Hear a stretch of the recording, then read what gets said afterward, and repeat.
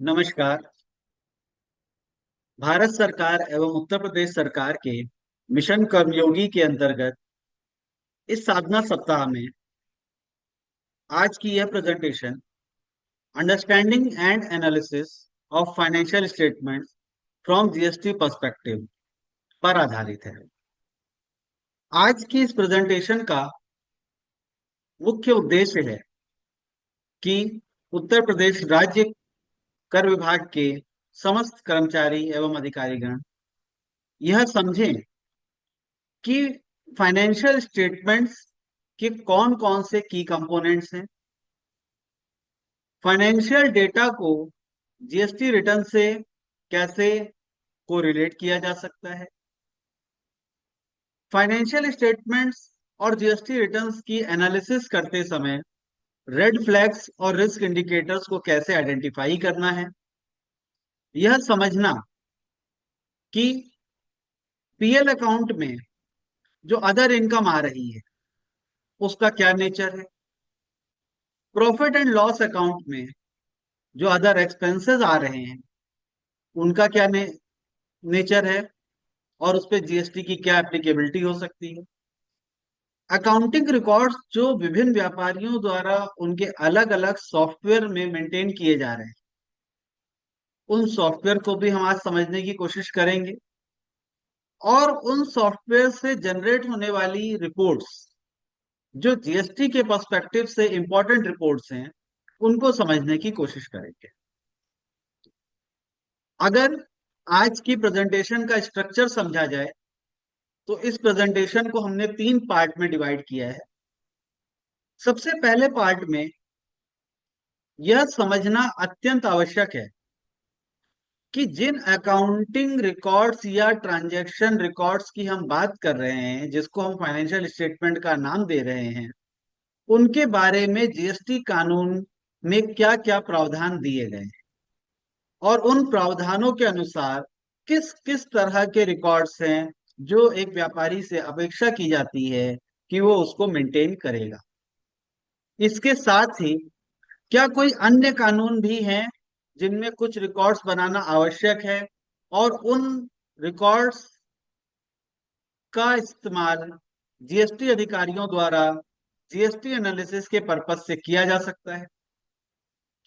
Second part में हम यह समझने की कोशिश करेंगे कि जो फाइनेंशियल स्टेटमेंट्स हैं उनके डिफरेंट कंपोनेंट्स क्या होते हैं और ईच कंपोनेंट के अंदर क्या क्या आइटम्स आते हैं और उन फाइनेंशियल स्टेटमेंट की एनालिसिस जीएसटी के माध्यम से या जीएसटी के पर्सपेक्टिव से कैसे करनी है।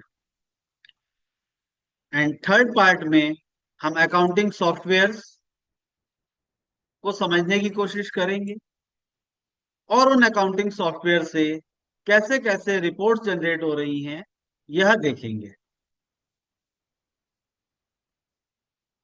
यदि हम रिकॉर्ड कीपिंग की हिस्ट्री की बात करें कि आज जो हम रिकॉर्ड कीपिंग देखने पढ़ने जा रहे हैं, क्या ये कोई नया शब्द है या कुछ साल पहले आया है या ये बहुत प्राचीन काल से यह चला आ रहा। तो हमारे पूर्वज कहते थे, पहले लिख पीछे दे, भूल पड़े तो कागज से ले। मतलब कोई भी फाइनेंशियल ट्रांजैक्शन करने से पहले, किसी भी प्रकार का लेन देन करने से पहले उसको कागज में लिख लीजिए, जिससे कभी भी यदि आप उस ट्रांजैक्शन के बारे में कुछ भी भूल रहे हैं तो वो आपको उस पेपर से मिल जाएगा। इसी लिखने की कला को नाम दिया गया अकाउंटिंग रिकॉर्ड्स और इन अकाउंटिंग रिकॉर्ड्स में डिफरेंट ट्रांजैक्शंस को जब समराइज करके प्रस्तुत किया जाता है तो उसको हम कहते हैं फाइनेंशियल स्टेटमेंट्स। आज की डेट में जो फाइनेंशियल स्टेटमेंट्स बनते हैं वो रियल टाइम बेसिस के होते हैं। मींस इधर आपने एंट्री की, अकाउंटिंग सॉफ्टवेयर में आपने कोई सेल्स का ट्रांजैक्शन किया, वो सेल्स का ट्रांजैक्शन फ्लोट होते हुए उसका impact profit and loss account, trading account, balance sheet account पे क्या पड़ रहा है, ये रियल टाइम बेसिस पे रिकॉर्ड होता है। इसको भी हम लोग थर्ड पार्ट में समझने की कोशिश करेंगे।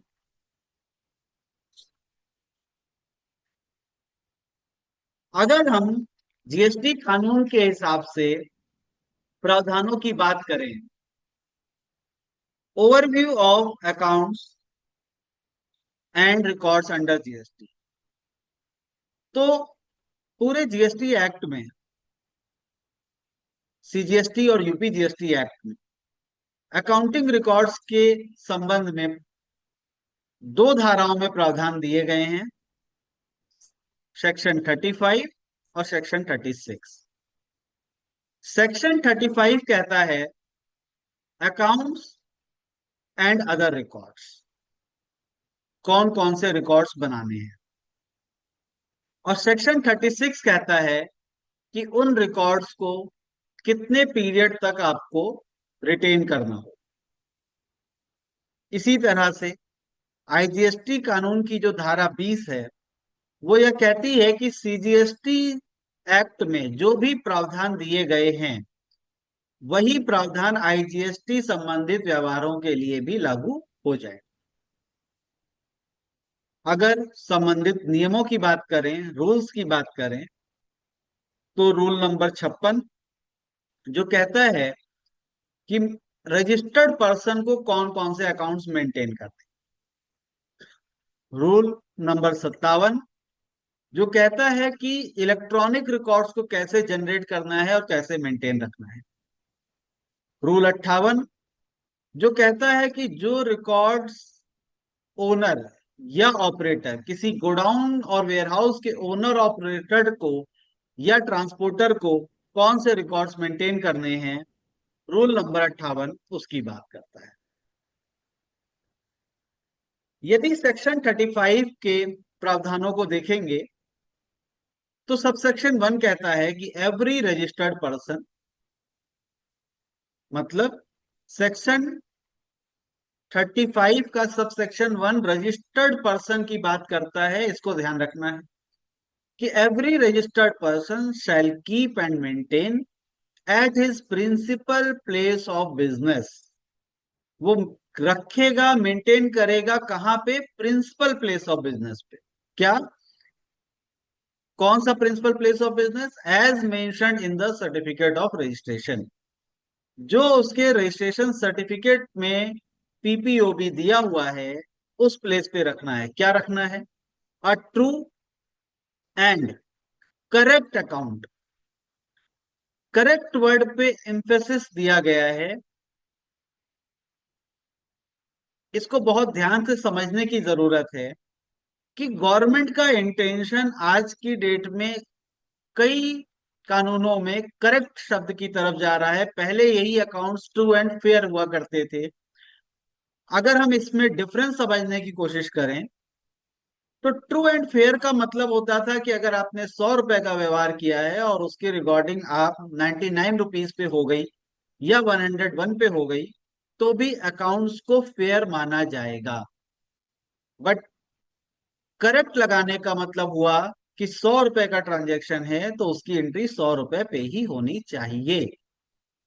तो गवर्नमेंट कहती है कि a true and correct account of, किसके अकाउंट रखने हैं? प्रोडक्शन और manufacture of goods, production account आपको मेंटेन करना है। Inward and outward supply of goods और सर्विसेज और बोथ, गुड्स एंड सर्विसेज की इनवर्ड और आउटवर्ड दोनों सप्लाईज का रिकॉर्ड रखना है। स्टॉक ऑफ गुड्स का रिकॉर्ड रखना है। इनपुट टैक्स क्रेडिट आपने जो अवेल किया है उसका रिकॉर्ड रखना है। Output tax payable and paid, कितना टैक्स पेबल बनता है और कितना आपने पे किया है उसका रिकॉर्ड रखना है। And such other particulars as may be prescribe, और वो अदर पर्टिकुलर्स जो कि गवर्नमेंट समय समय पर प्रिस्क्राइब करेगी वो भी आपको मेंटेन करने पड़े। जैसे अगर आज की डेट में देखा जाए तो जो पान मसाला व्यापारी हैं उनको अपने यहाँ मशीन का रिकॉर्ड रखना है कि एक मशीन की प्रोडक्शन कैपेसिटी क्या है, उनको सीसीटीवी का रिकॉर्ड भी रखना है। तो गवर्नमेंट समय समय पर अलग अलग व्यापारियों के लिए प्रिस्क्राइब करती है कि कौन से रिकॉर्ड्स रखना mandatory, provided that Where more than one place of business is specified in the certificate of registration, the accounts relating to each place of business shall be kept at each such place of business. अगर आपने registration certificate में branch declare की हुई है, तो उस case में उस ब्रांच से रिलेटेड रिकॉर्ड्स आप ब्रांच पे रखेंगे और ओवरऑल एंटिटी के रिकॉर्ड व्यापारी को अपने प्रिंसिपल प्लेस पे रखने हैं. Provided further that the registered person may keep and maintain such accounts and other particulars in electronic form in such manner as may be prescribed. आप देखेंगे यहां इन इलेक्ट्रॉनिक फॉर्म को हाईलाइट किया है, क्योंकि आज की डेट में मोर देन 90% एसएससी अपने रिकॉर्ड्स को किसी ना किसी तरह के इलेक्ट्रॉनिक फॉर्म में ही रखता है. तो गवर्नमेंट के लिए बहुत आवश्यक है कि इलेक्ट्रॉनिक फॉर्म से रिलेटेड नियमों को भी बनाया जाए, और आज की डेट में हर कानून में इलेक्ट्रॉनिक रिकॉर्ड से संबंधित नियम आ रहे हैं. सब सेक्शन 2 ये कहता है एवरी ओनर और ऑपरेटर ऑफ वेयरहाउस और गोडाउन और any other place used for storage of goods and every transporter irrespective of whether he is a registered person or not shall maintain records of the consignor, consignee and other relevant details of the goods in such manner as may be prescribed.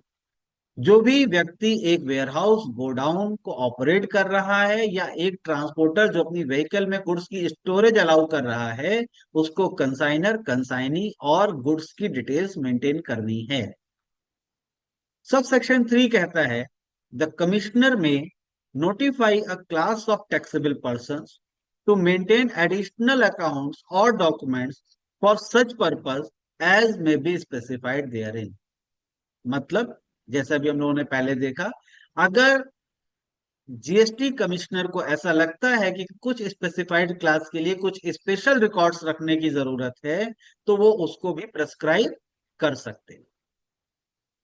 साथ ही subsection 4 ये power देता है where the commissioner considers that any class of taxable person is not in a position to keep and maintain accounts in accordance with the provisions of this section, he may, for reasons to be recorded in writing, permit such class of taxable persons to maintain accounts in such manner as may be prescribed. कई बार ऐसी परिस्थिति आती है कि government ने जो प्रावधान बनाए उसके अनुसार जो रिकॉर्ड्स मेंटेन करने हैं, प्रत्येक व्यापारी उस रिकॉर्ड्स को मेंटेन नहीं कर पा रहा है due to their different types of size. हो सकता है कि किसी व्यापारी का टर्नओवर मात्र 10 लाख रुपए का हो, लेकिन उसके ऊपर कंप्लायंस बर्डन ज्यादा हो. अगर ऐसा कोई रिप्रेजेंटेशन कमिश्नर के पास जाता है, तो सीजीएसटी और एसजीएसटी कमिश्नर के पास ये पावर दी गई है कि वो उन व्यापारियों को रिलैक्सेशन प्रोवाइड कर सकते हैं, और अगर उनको लगता है कि इन रिकॉर्ड्स की जगह कोई और रिकॉर्ड्स मेंटेन करने चाहिए, तो वो रिकॉर्ड्स भी प्रेस्क्राइब किए जा सकते हैं. सब सेक्शन 5 पहले जीएसटी ऑडिट की बात करता था, ये सेक्शन अब ओमिट हो चुका है. सब सेक्शन 6 कहता है subject to the provisions of clause H of subsection 5 of section 17, where the registered person fails to account for the goods or services or both in accordance with the provisions of subsection 1, the proper officer shall determine the amount of tax payable on the goods or services or both that are not accounted for, as if such goods or services or both had been supplied by such person, and the provisions of section 73 or 74 or 74A, as the case may be, shall mutattis mutandis apply for determination of such tax. Means अगर किसी तरह के accounting records fire में lost नहीं हुए हैं, तो registered person अगर मांगे जाने पर कोई भी अकाउंट्स नहीं प्रोवाइड करा पाता है या वो अकाउंट को मेंटेन करने में फेल होता है, तो प्रॉपर ऑफिसर को ये पावर दी गई है कि वो जो भी गुड्स शॉर्ट पाया जाए, जिसकी भी अकाउंटिंग नहीं की गई है, उसको सप्लाइड मानते हुए उस पर टैक्स डिटरमिन कर सकते हैं और एप्लीकेबल धाराओं में कार्यवाही कर सकते हैं।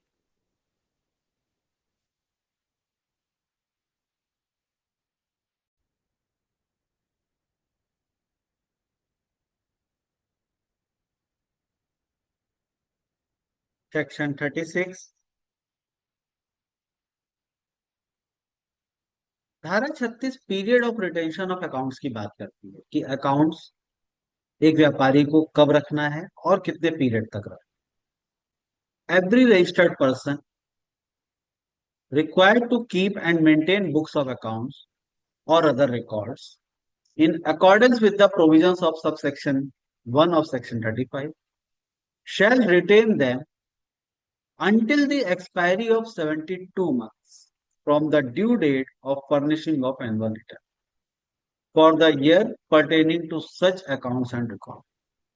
Means यदि किसी व्यापारी के वित्तीय वर्ष 25-26 के एनुअल रिटर्न की ड्यू डेट 31 दिसंबर 26 है, तो उस केस में उनको अकाउंट्स 72 मंथ्स मतलब 6 वर्षों तक 26/6/32 31 दिसंबर 32 तक वो अकाउंट्स मेंटेन करके रखने, provided that a registered person who is a party to an appeal or revision or any other proceedings before any appellate authority or revisional authority or appellate tribunal or court, whether filed by him or by the commissioner or is under investigation for an offence under chapter this, shall retain the books of account for and other records pertaining to the subject matter of such appeal or revision of proceedings or investigation for a period of 1 year after final disposal of such appeal or revision or proceedings or investigation or for the period specified above, whichever is later. यदि किसी व्यापारी के किसी भी वर्ष के संबंध में कोई कार्यवाही चल रही है किसी भी स्तर पे, तो उस कार्यवाही की समाप्ति से 1 साल तक या फिर ऊपर जो समय सीमा दी गई है, दोनों में जिसकी भी डेट लास्ट में हो, बाद में आती हो, उस डेट तक उनको वो रिकॉर्ड्स मेंटेन कर। रूल 56, रूल 56 कहता है कि जो रजिस्टर्ड पर्सन है उनको जो अकाउंट्स रखने हैं वो अकाउंट्स ट्रू एंड करेक्ट होने चाहिए। किस चीज के अकाउंट्स रखने हैं? अकाउंट्स ऑफ द गुड्स और सर्विसेज इंपोर्टेड और एक्सपोर्टेड और of supplies attracting payment of tax on reverse charge along with the relevant documents including invoice, bills of supply, delivery challans, credit note, debit note, receipt voucher, payment voucher and refund voucher। धारा 35 में बताए गए प्रत्येक प्रकार के records उनको maintain करने हैं। सब रूल 2 कहता है कि every registered person other than a person paying tax under section 10 composition person को छोड़ के shall maintain the accounts of stock in respect of goods received and supplied by him। एक रजिस्टर्ड व्यापारी को अपने स्टॉक का भी पूरा रिकॉर्ड रखना है, जिसमें कि यदि उस अकाउंट उस स्टॉक का opening balance, receipt, supply, goods lost, stolen, destroyed, return of और डिस्पोज्ड ऑफ किसी भी तरह का स्टॉक मूवमेंट हो रहा है, वो सारे रिकॉर्ड्स उसमें आने चाहिए। प्रत्येक रजिस्टर्ड व्यक्ति को सेपरेट अकाउंट रखना है एडवांसेस का, उसने एडवांस में कितना पैसा लिया, कितना उस एडवांस पे टैक्स पे किया और कितना टैक्स एडजस्ट किया, वो रिकॉर्ड उसको मेंटेन करना है। Every registered person other than a person paying tax under section 10 shall keep and maintain an account containing the details of tax payable, tax collected and paid, input tax credit claimed, together with a register of tax invoice, credit note, debit note, delivery challan issued or received during any tax period। कितना tax payable था, उस tax payable के according कितना ITC उन्होंने adjust किया, कितना ITC avail किया, उसका पूरा रिकॉर्ड मेंटेन करना है। Every registered person shall keep the particulars of, क्या उसको रिकॉर्ड रखने हैं? Name and complete address of supplier, supplier का पूरा रिकॉर्ड रखना है। Name and complete address of person to whom he has made supplied goods और सर्विसेज, मतलब अपने कस्टमर्स का उसको पूरा रिकॉर्ड रखना है।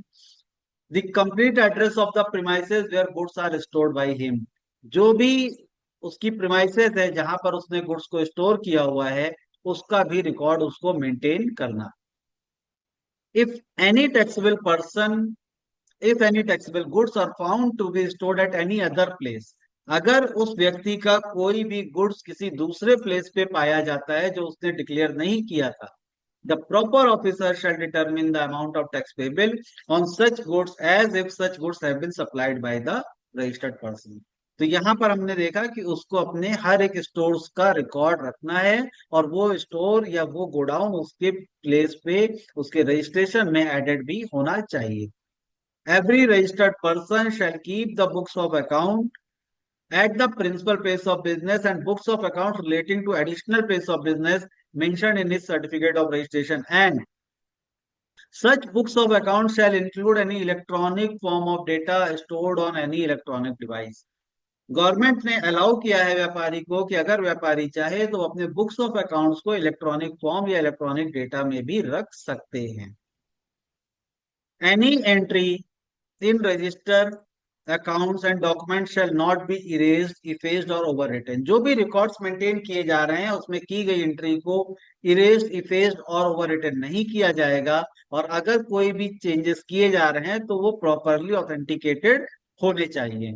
और अगर वो रिकॉर्ड्स इलेक्ट्रॉनिक फॉर्म में मेंटेन हो रहे हैं तो a log of every entry edited और डिलीटेड शैल बी मेंटेन। इस लाइन को बहुत ध्यान से पढ़िएगा, क्योंकि जब पार्ट 3 में हम लोग अकाउंटिंग रिकॉर्ड्स की बात कर रहे होंगे इन अकाउंटिंग सॉफ्टवेयर, वहां एडिट लॉग का बहुत यूज है। और ये आज की डेट में बहुत ही बर्निंग इशू है कि एडिटेड लॉग या जिसको हम लोग आजकल ऑडिट लॉग बोल रहे हैं, उसको कैसे मेंटेन करना है, कैसे उसकी चेकिंग करना है। हमारे जीएसटी कानून में एडिट लॉग की बात शुरू से की गई है। Each volume of books of accounts maintain manually by the register shall be serially numbered. Serial number होना चाहिए वहां पर। Unless proved otherwise, if any document, register or any books of accounts belonging to a registered person are found at any premises other than those mentioned in the certificate of registration, they shall be presumed to be maintained by the said registered person। यह भी प्रावधान दिया गया है कि अगर registered person की books of account किसी और प्लेस पे पाई जाती हैं जो कि उसने पहले डिक्लेयर नहीं किया था, तो माना जाएगा कि ये बुक्स ऑफ अकाउंट्स उसी से पर्टेन करती है। Every agent referred to in clause 5 of section 2 shall maintain accounts depicting the, अगर वेयरहाउस एजेंट है या कोई एजेंट जो कि अपने प्रिंसिपल के बिहाफ पे अकाउंट्स रख रहा है, तो उसको उसके प्रिंसिपल से रिलेटेड सारे अकाउंट्स डिटेल्ड में मेंटेन करने हैं। Every registered person manufacturing goods, अगर कोई पर्सन गुड्स की मैन्युफैक्चरिंग कर रहा है तो वो quantitative details of raw material and services भी मेंटेन करेगा। Every registered person supplying services shall maintain account showing quantitative details of goods used in the provisions of service। यदि कोई व्यक्ति सर्विसेज की सप्लाई कर रहा है तो उसने उस सर्विस को सप्लाई करने में कौन कौन से गुड्स यूज किए उसकी क्वांटिटेटिव डिटेल्स उसको मेंटेन करनी है, like work contractor. Every registered person executing works contract shall keep separate accounts for work contract showing। Work contractor के लिए उसको सेपरेट अकाउंट्स में ये भी रखना है कि वो जिसके बिहाफ पे काम कर रहा है उसका नाम पता उसके पास होने चाहिए, क्वांटिटेटिव डिटेल्स मेंटेन होनी चाहिए, गुड्स एंड सर्विसेज की पेमेंट जितना उसने रिसीव किया है उसकी डिटेल होनी चाहिए, उसके पास उसके सप्लायर्स की डिटेल्स होनी चाहिए।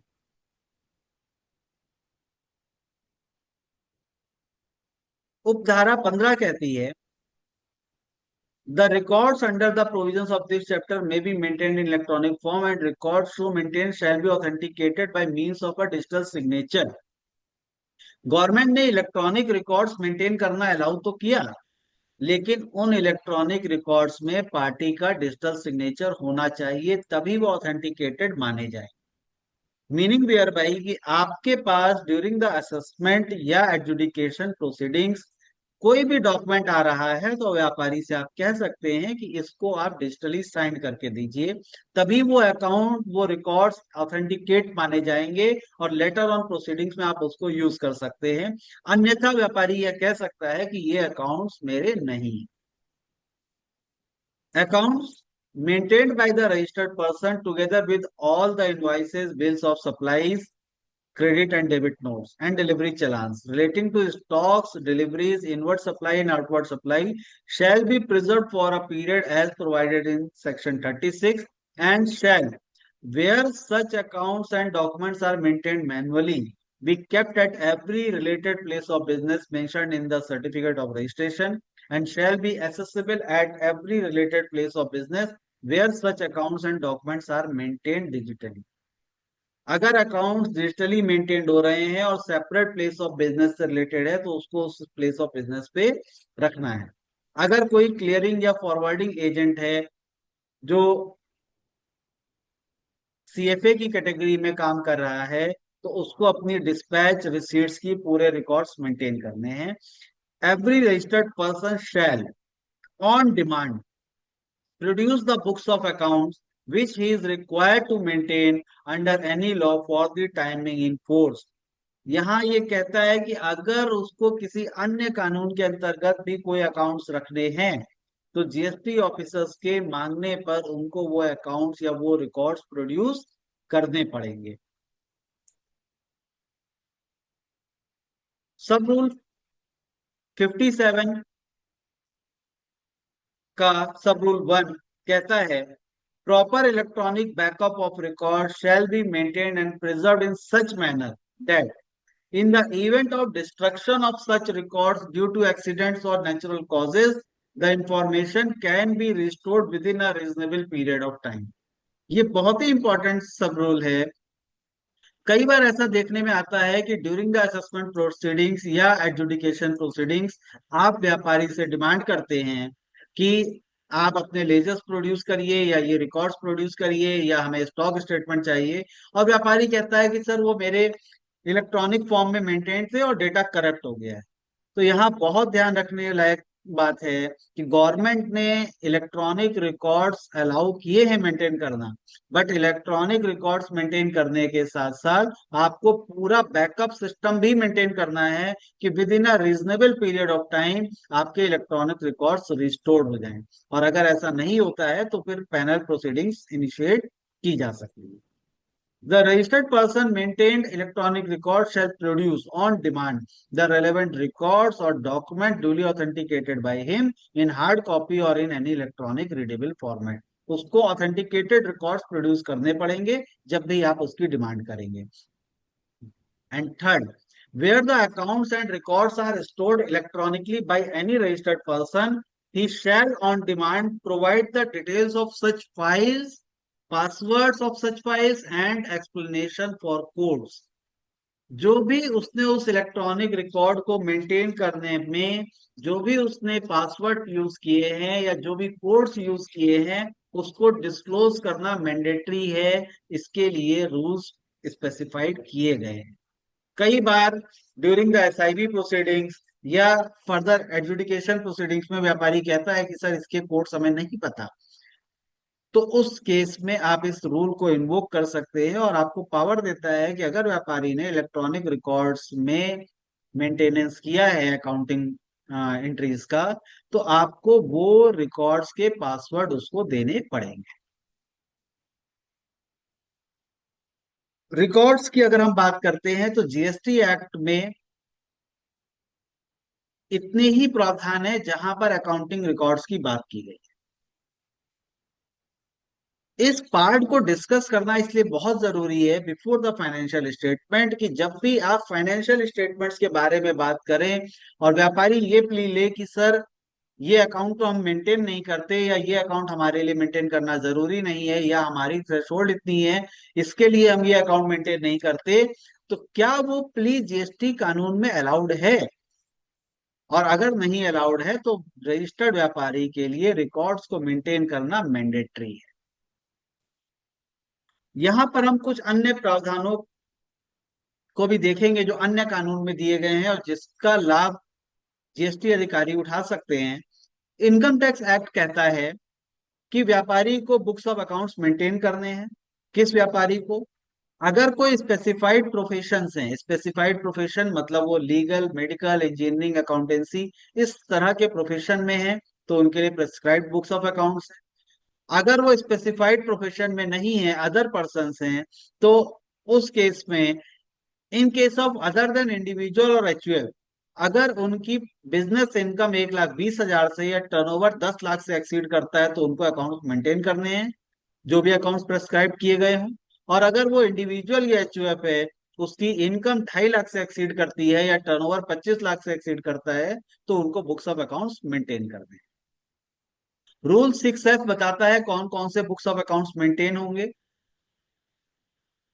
एप्लीकेबल है ये स्पेसिफाइड प्रोफेशन पे, स्पेसिफाइड प्रोफेशन को सारे अकाउंट्स मेंटेन करने हैं, लाइक जैसे डॉक्टर्स के केस में कहा गया है कि उनको अपनी पेशेंट की एंट्री बुक्स भी मेंटेन करनी है। बुक्स टू बी मेंटेन क्या क्या इंक्लूड होगा, उसको कैश बुक रखनी है, जर्नल रखनी है, लेजर रखनी है, बिल्स वाउचर्स रखने हैं, जो भी बिल्स इशूड किए हैं वो रखने हैं। मेडिकल प्रोफेशनल्स को अपना डेली केस रजिस्टर मेंटेन करना है, मेडिकल की इन्वेंट्री मेंटेन करनी है, मेडिसिन जो भी उन्होंने यूज की है। अगर कंपनीज एक्ट की बात की जाए तो कंपनीज एक्ट भी अकाउंट्स मेंटेन करने की बात करता है कि कंपनियों का अकाउंट्स मेंटेन करना है। और कंपनीज एक्ट आज भी ट्रू एंड फेयर व्यू की बात करता है। पीछे हम लोगों ने इस पर चर्चा की कि true and fair view and true and correct view में क्या डिफरेंस है। लोकेशन की बात करें तो एक्ट कहता है कि रजिस्टर्ड ऑफिस पे आपको अपने रिकॉर्ड्स रखने हैं, और अगर किसी अदर प्लेस पे रखने हैं तो बोर्ड की अप्रूवल रिक्वायर्ड होगी। मैनर, डबल एंट्री सिस्टम में अकाउंट्स बनेंगे, अभी हम लोग देखेंगे कि कैसे डबल एंट्री सिस्टम वर्क करता है। इलेक्ट्रॉनिक बुक्स रखने की इजाजत यहां पर भी दी गई है, इलेक्ट्रॉनिक बुक्स को कोई भी डायरेक्टर एक्सेस कर सकता है, और 8 फाइनेंशियल ईयर तक उस रिकॉर्ड्स को रिटेन करना मैंडेटरी है। अब यहां पर एक बहुत इंपॉर्टेंट रूल आता है, रूल 11G। ये रूल 11G कहता है कि कंपनी के केस में जो भी कंपनी का ऑडिटर होगा, उस ऑडिटर को अपनी ऑडिट रिपोर्ट में, कंपनी के केस में अभी प्रेजेंट में ऑडिट मैंडेटरी है, चाहे कंपनी का टर्नओवर 1 लाख का हो चाहे 100 करोड़ का हो, उसके लिए ऑडिट मैंडेटरी है। तो इस केस में ऑडिटर को अपनी रिपोर्ट में मेंशन करना है कि क्या कंपनी, अगर वो उस कंपनी में इलेक्ट्रॉनिक रिकॉर्ड्स मेंटेन थे, तो क्या उन इलेक्ट्रॉनिक रिकॉर्ड्स में ऑडिट ट्रेल, जिसको अभी उन्होंने पीछे एडिट लॉग का नाम दिया, क्या वो अप्लीकेबल था। अगर था तो क्या वो पूरे साल चला। अगर नहीं चला तो क्या टेम्परिंग हुई है, और टेम्परिंग हुई है तो कब कब हुई है। और क्या वो रिकॉर्ड, वो चेंजेस के रिकॉर्ड, वो लॉग कंपनी ने मेंटेन किए हैं। इस तरह की इंफॉर्मेशन की रिपोर्टिंग गवर्नमेंट इसलिए इंपॉर्टेंट समझ रही है कि जिससे पता चले कि कंपनियों में किस तरह के रिकॉर्ड्स बन रहे हैं। कहीं ऐसा तो नहीं हो रहा है कि कोई सेल बिल काटा जा रहा है और बाद में उसको डिलीट कर दिया जा रहा है, या कोई परचेज रिकॉर्ड करके उससे अकाउंटिंग कंप्लीट करके फिर वो पूरा ट्रांजैक्शन डिलीट कर दिया जा रहा है। इस तरह के ट्रांजैक्शंस को चेक करने की रिस्पॉन्सिबिलिटी भी ऑडिटर्स पे डाली गई है। यहाँ हम फिर से कहना चाहेंगे कि ये रिस्पॉन्सिबिलिटी कंपनीज एक्ट में सिर्फ कंपनियों पे एप्लीकेबल है, बट हमारे जीएसटी कानून में ये प्रत्येक व्यापारी पर एप्लीकेबल है, जिसको कि कभी भी हम लोगों ने यूज नहीं किया है। तो ये आपके पास एक बहुत अच्छा प्रावधान है एडिट लॉग का, जिसको आप इलेक्ट्रॉनिक रिकॉर्ड्स के केस में यूज कर सकते हैं। तो यहाँ पर हमारा फर्स्ट पार्ट कंप्लीट होता है। अब हम लोग पढ़ेंगे कि फाइनेंशियल स्टेटमेंट्स किस तरह के हैं और कैसे इनको बनाना है। फाइनेंशियल स्टेटमेंट्स, सबसे पहले ही जानते हैं कि फाइनेंशियल स्टेटमेंट की एनालिसिस क्यों इंपॉर्टेंट है, और जीएसटी विभाग के लिए इसको क्यों प्रमुख मुद्दा बनाया गया है, या आज का इंपॉर्टेंट टॉपिक रखा गया है। GST is a transaction based, but financial show the full picture. GST जो लगना है वो एक ट्रांजैक्शन पे लगना है, सप्लाई, लेकिन फाइनेंशियल स्टेटमेंट्स एक पर्टिकुलर पीरियड में की गई सभी सप्लाईज की एक पिक्चर शो करते हैं या स्नैपशॉट देते हैं। फाइनेंशियल स्टेटमेंट्स आपको हेल्प करते हैं डिटेक्ट करने में suppress turnover, bogus ITC, circular trading, cash sales, under valuation. Financial statements data driven enforcement के लिए आपको इनेबल करते हैं। अगर हम फाइनेंशियल स्टेटमेंट्स की बात करें तो financial statements are the end products of the accounting process which reveals the financial result, that is profit and loss of the specified period, and financial position, that is balance sheet, as on a particular date. Profit and loss account हमेशा किसी period का होगा, वो 3 महीने का हो सकता है, 6 महीने का हो सकता है, साल भर का हो सकता है। और बैलेंस शीट किसी ना किसी डेट की होगी, वो बैलेंस शीट की डेट 31 मार्च भी हो सकती है, 30 जून भी हो सकती है, 15 जुलाई भी हो सकती है। अगर फाइनेंशियल स्टेटमेंट्स की बात करें तो उसमें क्या क्या शामिल है? Balance sheet, profit and loss account, cash flow statement, statement of change in equity and explanatory notes to accounts. Generally आपको सभी व्यापारियों में balance sheet, profit and loss account and notes to accounts आपको मिलेगा। कैश फ्लो स्टेटमेंट और change in equity की जरूरत तभी पड़ती है जब वो उस कानून में दिया गया हो, जैसे कंपनीज एक्ट में उसकी रिक्वायरमेंट है या कुछ बड़े व्यापारियों पे उसकी रिक्वायरमेंट आती है। अगर हम फाइनेंशियल स्टेटमेंट के ऑब्जेक्टिव्स की बात करें तो ये एक इंटरप्राइज की अर्निंग कैपेसिटी प्रोवाइड कराते हैं कि उसकी अर्निंग कैपेसिटी क्या है, उसकी इंफॉर्मेशन देते हैं आपको। ये इकोनॉमिक रिसोर्सेज, मतलब उनके पास क्या क्या एसेट्स हैं और उस बिजनेस फर्म के पास उसके क्या क्या ऑब्लिगेशंस हैं, उसकी इंफॉर्मेशन प्रोवाइड कराते हैं। और ये प्रोवाइड कराते हैं कि जो रिसोर्सेज या ऑब्लिगेशंस हैं उसमें क्या क्या चेंजेस हो रहे हैं, जो कि एक्सटर्नल यूजर्स और इन्वेस्टर्स के लिए बहुत इंपॉर्टेंट है। बैलेंस शीट की अगर बात करें तो बैलेंस शीट फाइनेंशियल हेल्थ का एक स्नैपशॉट है। जैसे किसी व्यक्ति के हेल्थ की रिपोर्ट उसके बॉडी चेकअप रिपोर्ट से मिलती है, वैसे ही किसी बिजनेस की फाइनेंशियल हेल्थ उसकी बैलेंस शीट से पता चलती है। बैलेंस शीट के दो पार्ट हैं। पहला पार्ट आता है एसेट्स। एसेट्स रिप्रेजेंट करता है resources owned by a business that have economic value and are expected to generate future benefits. वो सभी संपत्तियां जो कि फ्यूचर के लिए बेनिफिट जनरेट कर सकती हैं, उनको एसेट्स का नाम दिया गया है।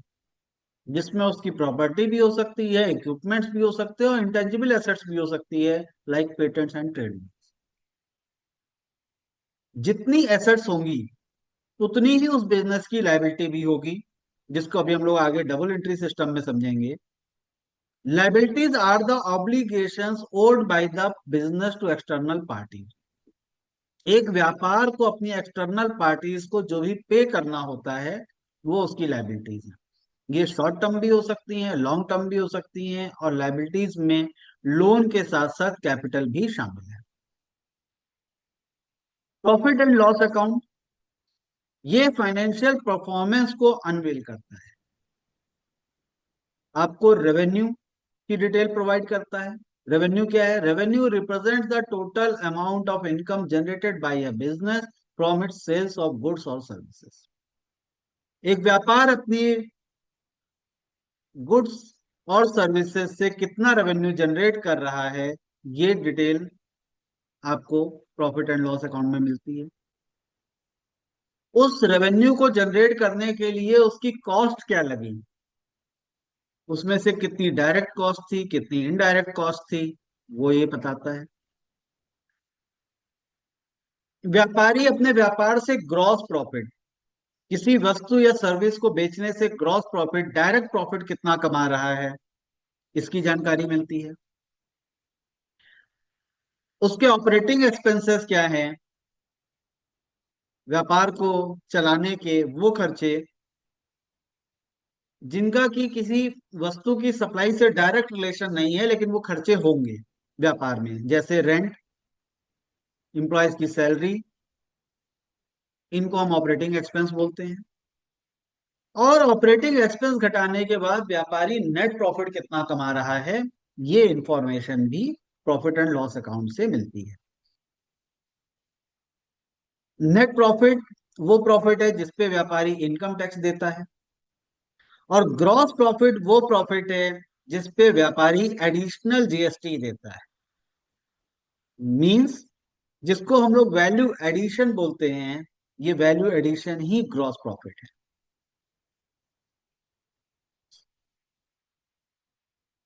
Cash flow statement and notes to accounts.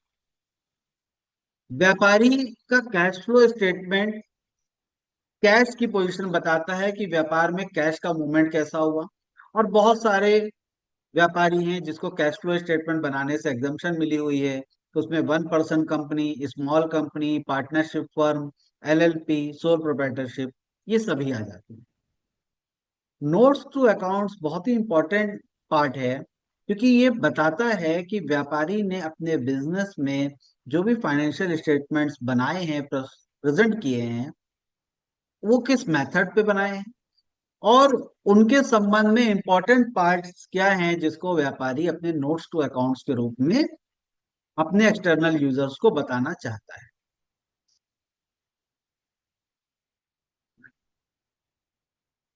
अब पॉइंट आता है कि जो फाइनेंशियल अकाउंट्स या फाइनल अकाउंट्स जिसको बनाना है, उसकी शुरुआत कैसे होती है, कैसे बनते हैं फाइनल अकाउंट्स। तो हम लोगों ने पीछे पार्ट वन में रिकॉर्डिंग के बारे में पढ़ा कि हर एक ट्रांजैक्शन को रिकॉर्ड करना है। ये प्राचीन परंपरा भी है और जीएसटी कानून के प्रावधान भी दिए गए हैं।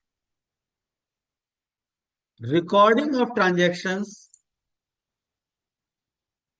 जिस बुक में होती है, सबसे पहली बुक जिसमें ट्रांजैक्शन को रिकॉर्ड किया जाता है, उसे कहते हैं journal. A journal is a book of original entry in which the transactions are recorded in a particular way by the following rules of debit and credit. ये जर्नल एंट्री का snapshot है। इस जर्नल में आप देखेंगे तो व्यापारी को लिखना होता है डेट, किस डेट का ट्रांजैक्शन है।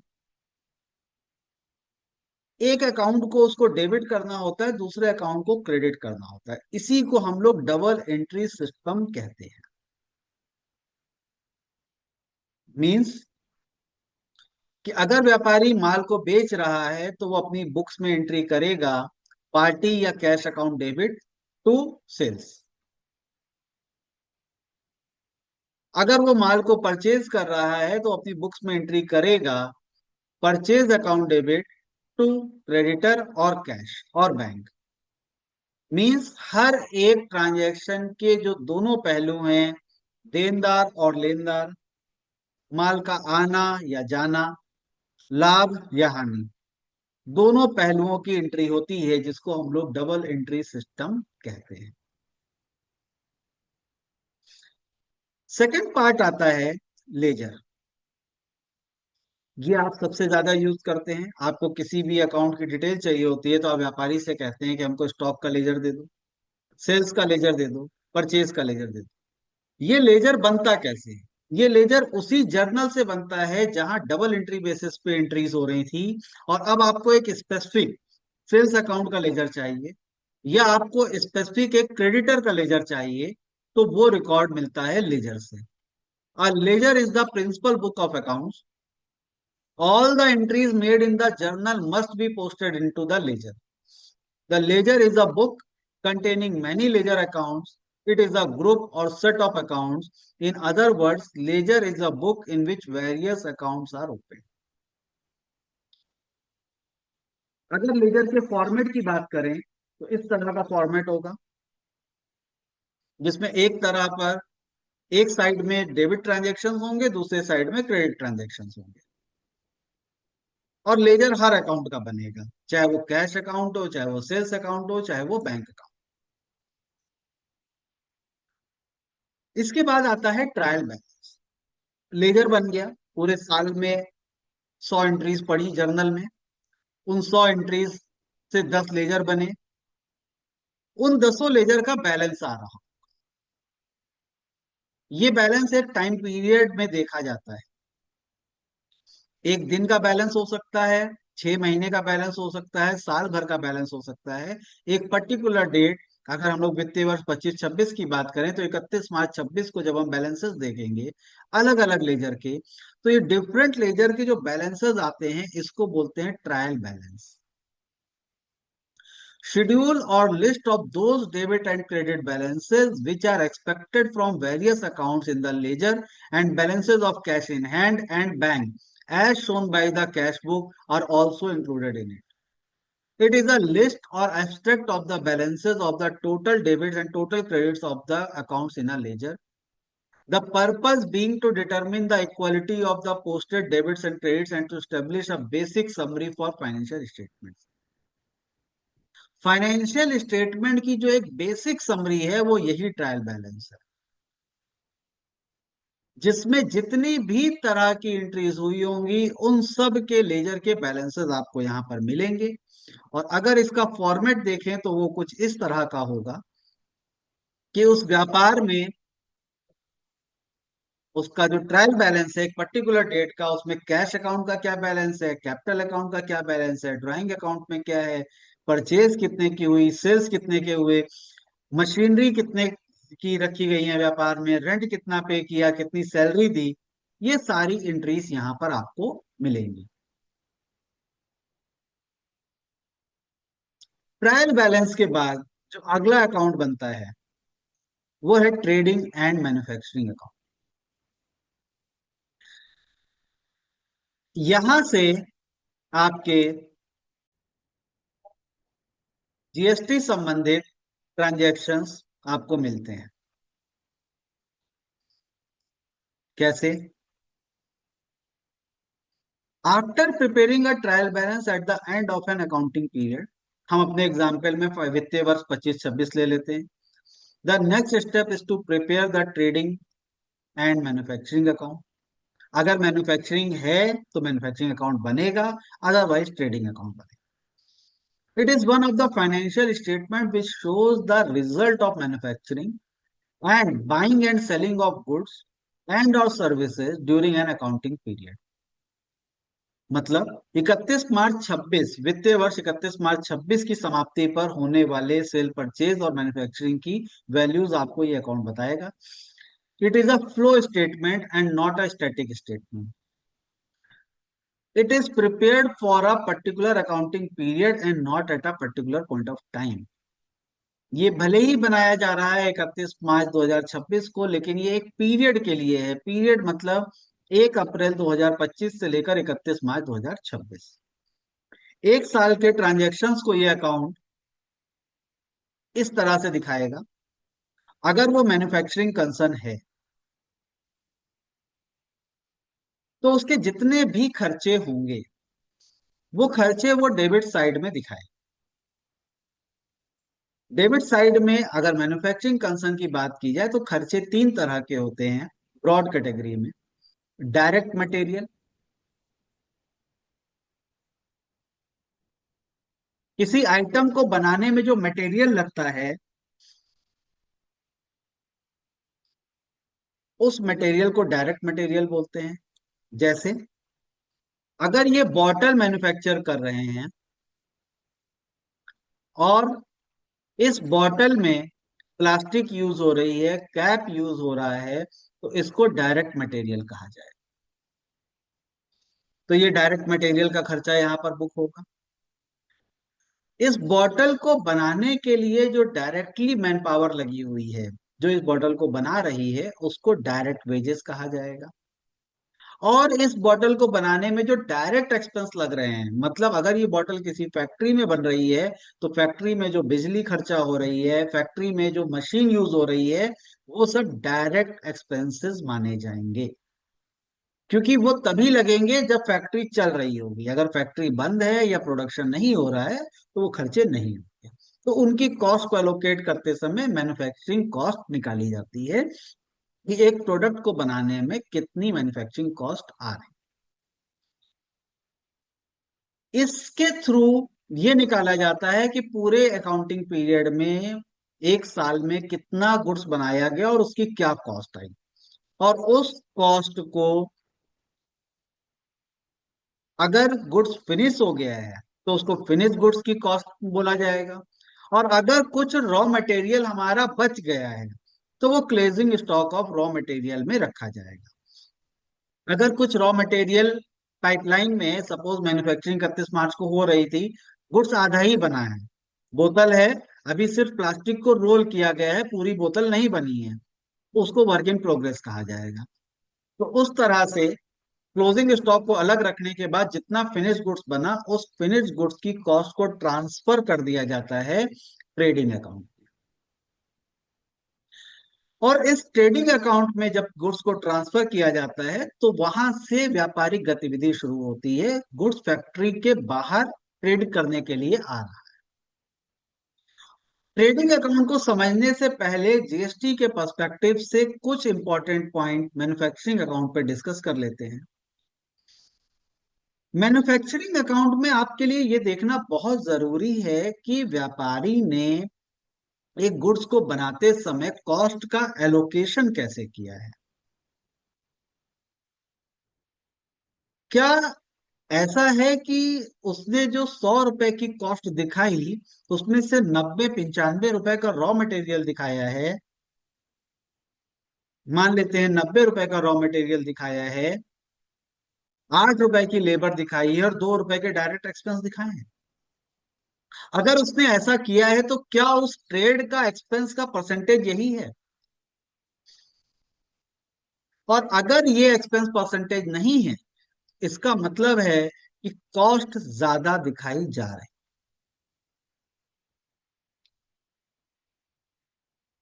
कॉस्ट ज्यादा दिखाने का क्या कारण हो सकता है?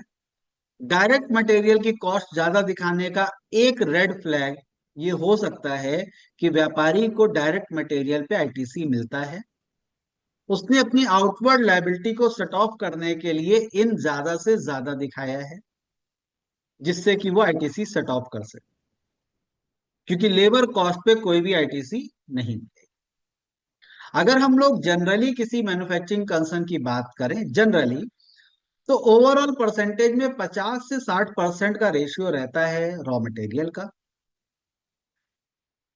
20 से 25% का रेशियो आता है डायरेक्ट लेबर का, और 10 से 15% के बीच का रेशियो होता है डायरेक्ट एक्सपेंसेस का या ओवरहेड एक्सपेंसेस। तो अगर किसी की manufacturing account in standard percentage से वेरी कर रहा है तो यहाँ एक रेड फ्लैग जनरेट होता है, और आपके लिए वो केस बनता है फर्दर स्टडी के लिए कि आखिर कैसे इनकी डायरेक्ट कॉस्ट या मैन्युफैक्चरिंग कॉस्ट या फिर डायरेक्ट लेबर में इतना वेरिएशन आ रहा है। आगे चलते हैं। नेक्स्ट अकाउंट आता है ट्रेडिंग अकाउंट। गुड्स ट्रांसफर होकर के आ गया मैन्युफैक्चरिंग अकाउंट से, मैन्युफैक्चरिंग एक्सपेंसेस से हमारे पास गुड्स ट्रांसफर होकर के आ गया। साथ में कई बार होता है कि व्यापारी उस फिनिश गुड्स को डायरेक्ट परचेज भी कर रहे होते हैं और सेल भी कर रहे होते हैं। तो अगर उसने फिनिश गुड्स की डायरेक्ट परचेज की है, जैसे कि ये बॉटल का व्यापारी था, कुछ माल इसने अपने यहाँ मैन्युफैक्चर किया, कुछ माल डायरेक्ट परचेज किया है, तो उस केस में वो परचेज भी बुक करेगा। अगर उस फिनिश गुड्स का कुछ ओपनिंग स्टॉक था तो ओपनिंग स्टॉक आएगा, कुछ साल के अंत में स्टॉक बच गया है फिनिश गुड्स का तो वो क्लोजिंग स्टॉक आएगा, और साल भर में जितनी भी सेल हुई है वो सेल्स यहाँ पर दिखाई देगी।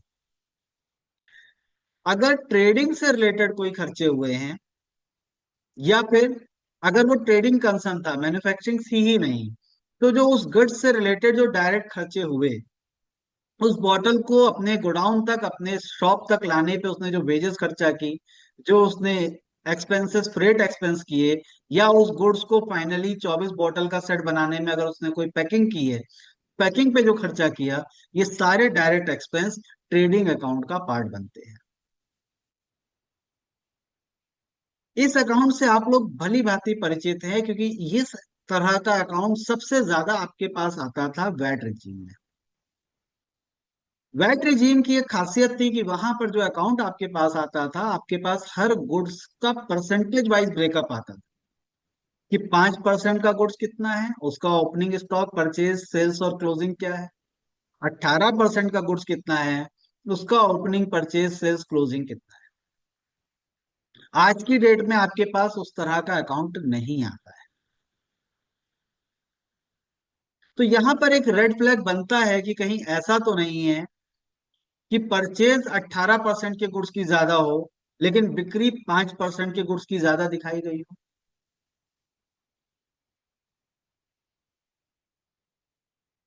कि 18% वाले गुड्स से आईटीसी लिया जा रहा है और 5% वाले गुड्स में उसको यूज किया जा रहा है।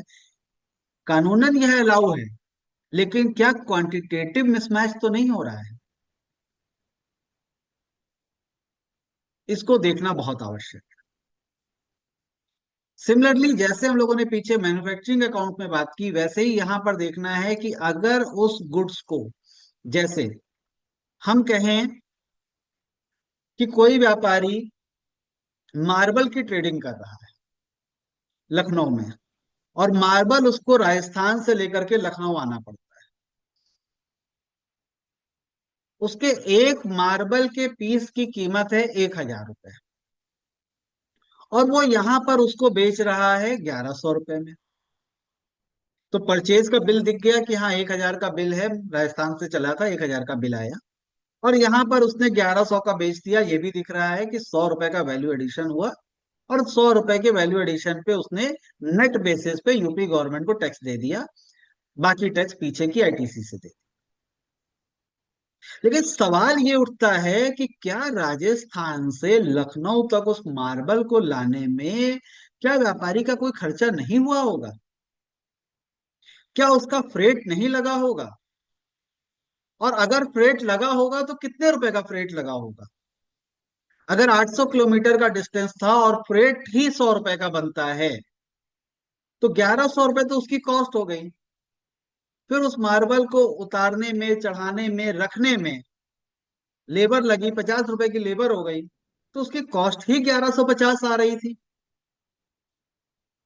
तो क्या व्यापारी ने इन खर्चों को अपने ट्रेडिंग अकाउंट में बुक नहीं किया है? और जीएसटी ज्यादा ना देना पड़े, इसलिए इन खर्चों को बुक ना करते हुए खाली परचेज कॉस्ट पे वैल्यू एडिशन प्रॉफिट दिखाते हुए सेल बुक कर दी है। तो इस तरह की एनालिसिस की बहुत ज्यादा रिक्वायरमेंट है, और हम समझते हैं कि शायद इसी पर्पस से फाइनेंशियल स्टेटमेंट्स के ऊपर एक चर्चा का आयोजन किया गया है।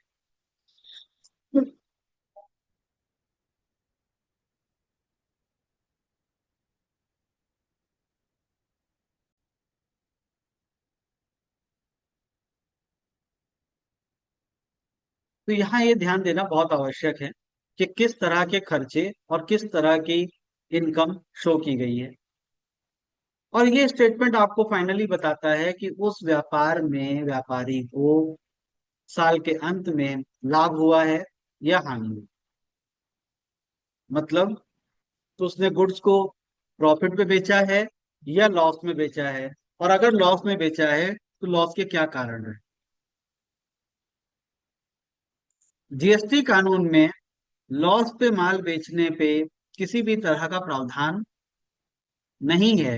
मतलब, कोई भी प्रावधान ये नहीं कहता कि व्यापारी अपने माल को लॉस पे नहीं बेच सकता है।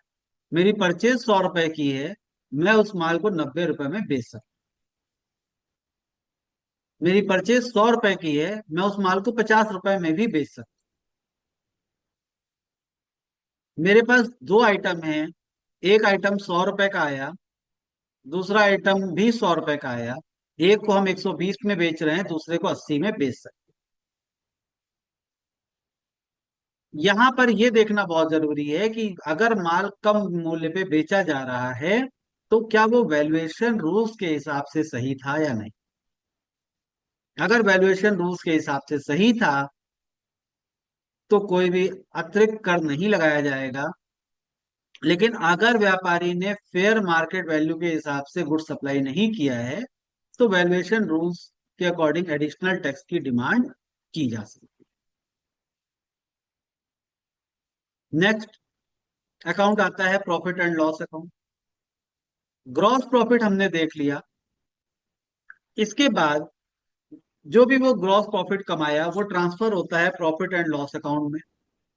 Profit and loss account is an account in the books of an organization to which incomes and gains are credited and expenses and losses are debited so as to show the net profit or loss over a given period।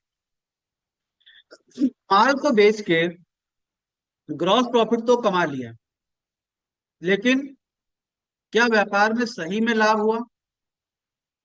यदि सही में लाभ नहीं हुआ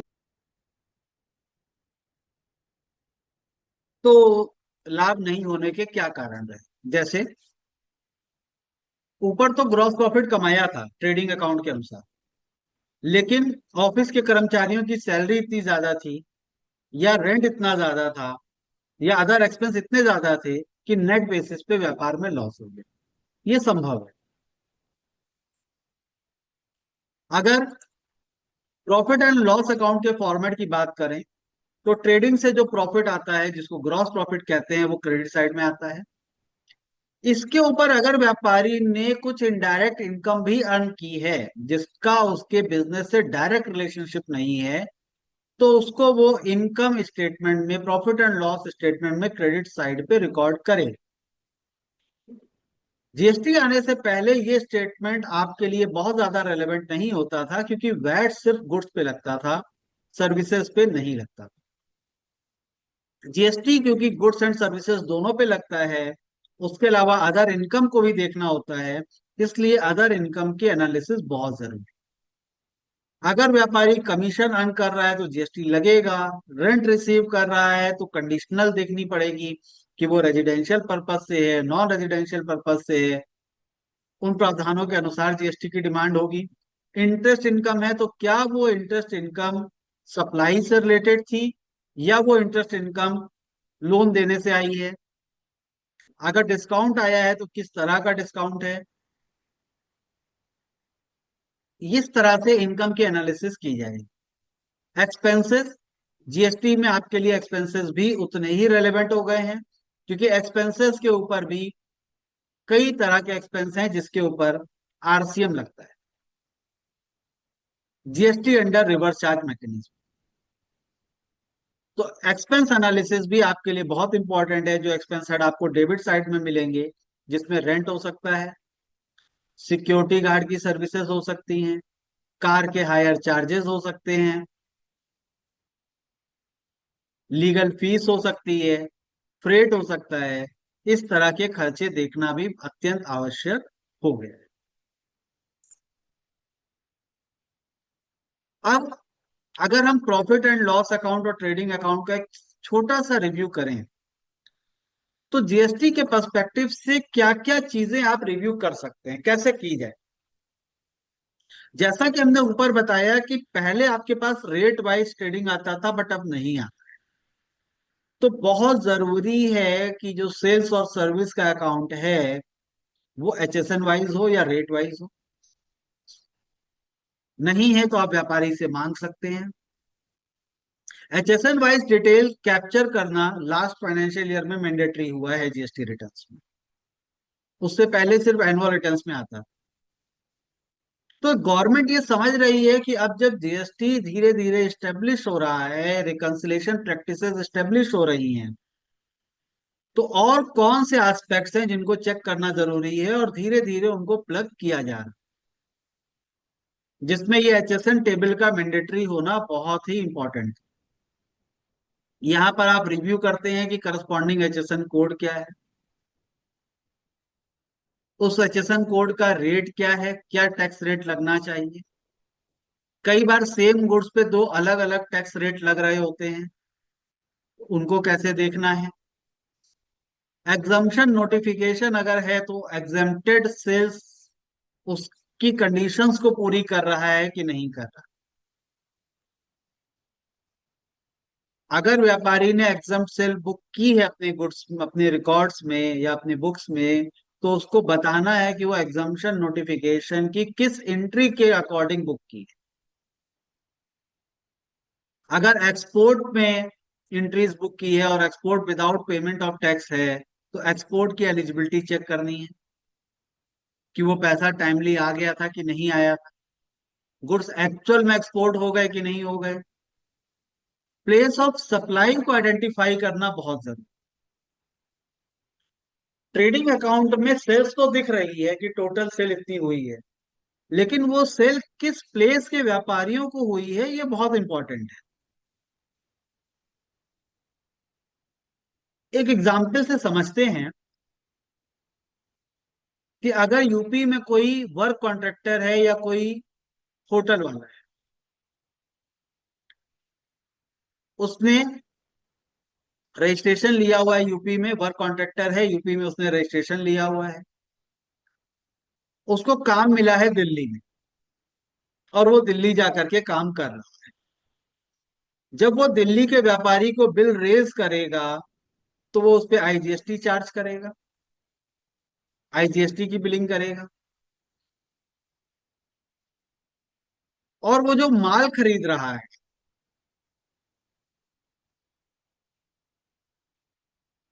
वो माल वो हो सकता है यूपी में भी खरीद रहा हो सकता है दिल्ली में खरीद रहा हो।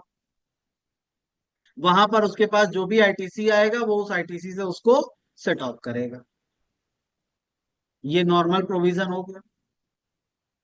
अब उस व्यापारी ने क्या कहा, व्यापारी ने कहा कि भाई मुझे तो दिल्ली जाकर के काम करने में दिक्कत आ रही है, मैं वहां पर एक सब कॉन्ट्रैक्टर ले लेता हूं और वो सब कॉन्ट्रैक्टर मुझे बिल कर देगा, मैं वो बिल दिल्ली वाली पार्टी को कर दूंगा,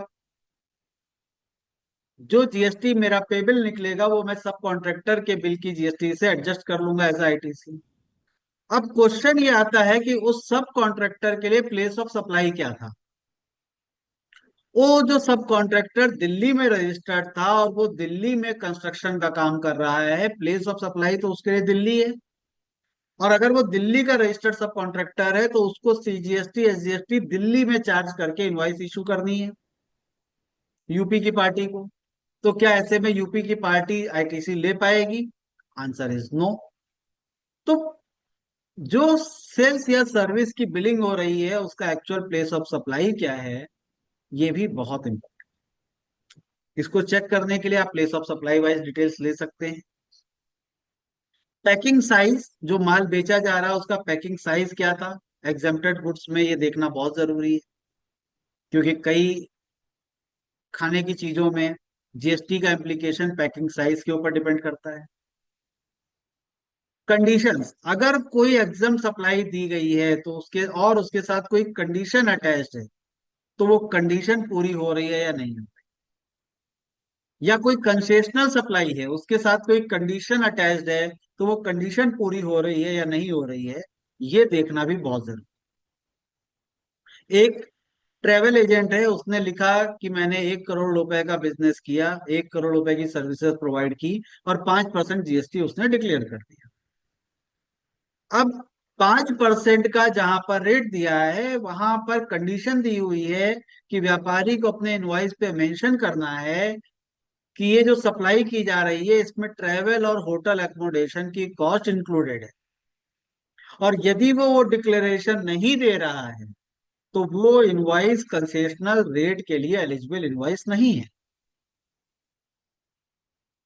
तो इस तरह के केसेस में आपके लिए इंपॉर्टेंट हो जाता है कि अगर कंडीशनल या कंसेशनल रेट अगर लग रहा है तो उसकी कंडीशंस पूरी हो रही हैं या नहीं। ये हुआ ट्रेडिंग अकाउंट का रेट। अब कुछ इनकम जो पीएल अकाउंट में आ रही है वो किस तरह की इनकम हो सकती है। स्क्रैप सेल, व्यापारी कुछ स्क्रैप जनरेट करता है तो वो स्क्रैप सेल बुक करेगा। अब आपके एनालिसिस के लिए इंपॉर्टेंट चीज ये है कि उस ट्रेड में स्क्रैप होता है या नहीं होता। और अगर स्क्रैप होता है तो स्क्रैप सेल आनी जरूर चाहिए, चाहे उस साल में आए या आगे के किसी साल में आए। फॉर एग्जाम्पल, अगर कोई फैब्रिकेटर है तो वो ये कभी नहीं कह सकता कि मेरे व्यापार में स्क्रैप जनरेट ही नहीं होता है। स्क्रैप जनरेट जरूर होता होगा, वो उसको इकट्ठा करता होगा और इकट्ठा करके एक साथ बेचता होगा, और वो जो सेल होती है, उस सेल को हो सकता है उसने जीएसटी में ना दिखाया। सिमिलरली, अगर कोई ऑटो गैराज है जहां पर सर्विसिंग होती है, वहां बहुत स्क्रैप जनरेट होता है, लेकिन अगर वो स्क्रैप की बिलिंग नहीं कर रहे हैं तो एक रेड फ्लैग बनता है कि स्क्रैप बिलिंग क्यों नहीं आ रही। इसी तरह से पीएल अकाउंट में अगर इंटरेस्ट की इनकम है, तो इंटरेस्ट इनकम डिलेड पेमेंट की वजह से है, या फिर कोई उधारी दी थी उसकी वजह से है, या फिर बैंक अकाउंट का इंटरेस्ट आया है। क्योंकि अगर वो डिलेड पेमेंट का इंटरेस्ट है तो उसके ऊपर जीएसटी एप्लीकेबल हो जाएगा, अदर इंटरेस्ट में जीएसटी एप्लीकेबल नहीं होगा। कमीशन इनकम है तो 100% जीएसटी लगेगा। रॉयल्टी इनकम है, जीएसटी देना पड़ेगा। फिक्स्ड एसेट्स पे जो प्रॉफिट और गेन हो रहा है या लॉस हो रहा है, अगर फिक्स्ड एसेट्स को कोई व्यापारी बेच रहा है और उसको लॉस या गेन हो रहा है, तो पीएल अकाउंट में खाली लॉस या गेन आएगा। यहां से आपको ये देखना है कि ये जो लॉस या गेन जिस एसेट्स पे आ रहा है, वो एसेट्स एक्चुअल में कितने की बिकी थी, और जितने की बिकी थी उसके ऊपर जीएसटी कितना डिस्चार्ज हुआ है और कितना होना चाहिए था। अगर मार्जिन स्कीम में कवर्ड है तो क्या मार्जिन स्कीम के हिसाब से जीएसटी पे हुआ है, और अगर नहीं कवर्ड है तो क्या टोटल पे जीएसटी दिया है या नहीं दिया है। क्योंकि अक्सर ऐसा होता है कि फिक्स्ड एसेट्स पे जीएसटी पे होना छूट जाए, तो आपके लिए यहां से वो एक इंडिकेटर बनता है। एएमसी या मेंटेनेंस चार्जेस का अगर पैसा आ रहा है या उसकी इनकम बुक है, तो उस पर जीएसटी पे किया है या नहीं किया है, क्योंकि ये भी टैक्सेबल इनकम है। जॉब वर्क की इनकम, आपको देखना पड़ेगा कि जॉब वर्क सर्विसेज किसको दी जा रही है या किस गुड्स से रिलेटेड है। अगर job work service pure government को दी जा रही है तो एग्जम्प्ट हो सकती है। अगर जॉब वर्क सर्विस अनाज से संबंधित है तो एग्जम्प्ट हो सकती है। और जॉब वर्क सर्विस में अलग अलग रेट भी हो सकते हैं, 5% का रेट भी हो सकता है और 18% का रेट भी हो सकता है, तो जॉब वर्क सर्विस को देखना जरूरी हो जाता है। Rental income, rental income exempt भी हो सकती है, रेंटल इनकम टैक्सेबल भी हो सकती है। अगर वो रेजिडेंशियल प्रॉपर्टी से रिलेटेड है और किसी को व्यक्तिगत रूप से रहने के लिए दी गई है तो एग्जम्प्ट भी हो सकती है, और अगर वही किसी एंटिटी को दी गई है तो टैक्सेबल भी हो सकती है। तो इसका रिव्यू बहुत जरूरी है। वो सर्विसेज या वो इनकम जो आरसीएम बेसिस पे टैक्सेबल होती है, सपोज सिक्योरिटी एजेंसी है, उसके पास सिक्योरिटी एजेंसी की सर्विस इनकम आ रही है, लेकिन उस पर टैक्स आरसीएम बेसिस पे देना, तो देखना जरूरी है कि क्या उस एजेंसी ने अपना जीएसटी रिटर्न फाइल करते समय उस इनकम को अंडर आरसीएम रिपोर्ट किया भी है या नहीं किया है। लोग गलती से उस इनकम को एग्जम्प्ट इनकम रिपोर्ट कर देते हैं कि भाई हमें तो टैक्स नहीं देना था, लेकिन नहीं, जिसको टैक्स देना है रिसिपिएंट को, आपने इंडिकेट ही नहीं किया कि उसको टैक्स देना है, तो गवर्नमेंट को कैसे पता चलेगा कि किस रिसिपिएंट को आरसीएम बेसिस पे टैक्स देना था। तो इसका रिव्यू इंपॉर्टेंट हो जाता है। नेक्स्ट, कुछ और इनकम है जो पीएल अकाउंट में आती है, जैसे पैकिंग एंड फॉरवर्डिंग चार्जेस। इस पे टैक्स लग भी सकता है, नहीं भी लग सकता है। अगर फॉरवर्डिंग चार्जेस हमने रिक्शा ट्रॉली से सप्लाई कर दी, तो हो सकता है उस चार्जेस पे टैक्स ना लगे, क्योंकि वो जीटीए में कवर्ड नहीं होता। लिक्विडेटेड डैमेजेस, बहुत तरह की लिक्विडेटेड डैमेजेस के क्लॉज हैं जिसपे कई कई तरह के इंटरप्रिटेशंस हुए कि ये लगना चाहिए टैक्स या नहीं लगना चाहिए। गवर्नमेंट ने अपना 2022 में जो सर्कुलर जारी किया, उसमें कई सारे जो मिथ्स थे उसको क्लियर कर दिया कि कहाँ लगेगा कहाँ नहीं लगेगा। इसके साथ ही इंसेंटिव इनकम। इंसेंटिव इनकम व्यापारी को अपने डिस्ट्रीब्यूटर से आती है। इसका नेचर टैक्सेबल भी हो सकता है और डिस्काउंट का भी नेचर हो सकता है। अगर इंसेंटिव इनकम को कमाने के लिए व्यापारी ने कोई एक्स्ट्रा एफर्ट दिया है,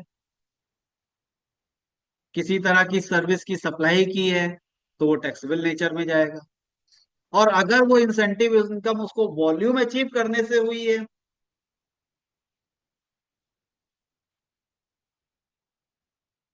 तो वो टैक्सेबल नेचर में नहीं जाएगा। फॉरेक्स गेन, इसका जीएसटी इम्प्लीकेशन नहीं है। डिविडेंड इनकम जीएसटी इम्प्लीकेशन नहीं है।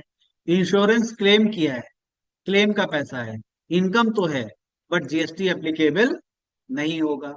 सब्सिडीज पे जीएसटी एप्लीकेबल नहीं होगा अगर वो गवर्नमेंट से आ रहे। डिपॉजिट्स, अगर डिपॉजिट्स आए हैं तो वो बैलेंस शीट का पार्ट बनेगा, लेकिन अगर किसी ने डिपॉजिट्स को इनकम में ट्रीट कर लिया तो उस पर जीएसटी एप्लीकेबल हो जाएगा। इसी तरह से ट्रेडिंग और पीएल अकाउंट में जो डिफरेंट टाइप्स के खर्चे हैं, उनकी एनालिसिस भी इंपॉर्टेंट हो जाती है, क्योंकि उन खर्चों पे जीएसटी अंडर आरसीएम भी लग सकता है।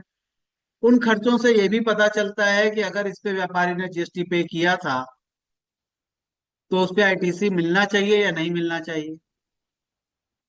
अगर मोटर व्हीकल है तो मोटर व्हीकल से रिलेटेड अगर रिपेयर मेंटेनेंस है तो हो सकता है उस पे आईटीसी नहीं मिलेगा। अगर वही मोटर व्हीकल फ्रेट की कैटेगरी वाला है तो आईटीसी मिल भी सकता है। तो इस एस्पेक्ट को देखना जरूरी हो गया है। इंश्योरेंस, हायरिंग चार्जेस, ये कुछ इस तरह के खर्चे हैं जिन पे जीएसटी की एप्लीकेबिलिटी चेक करना जरूरी है। फूड एंड बेवरेजेस, अगर उसी का व्यापार है तो आईटीसी मिल सकता है।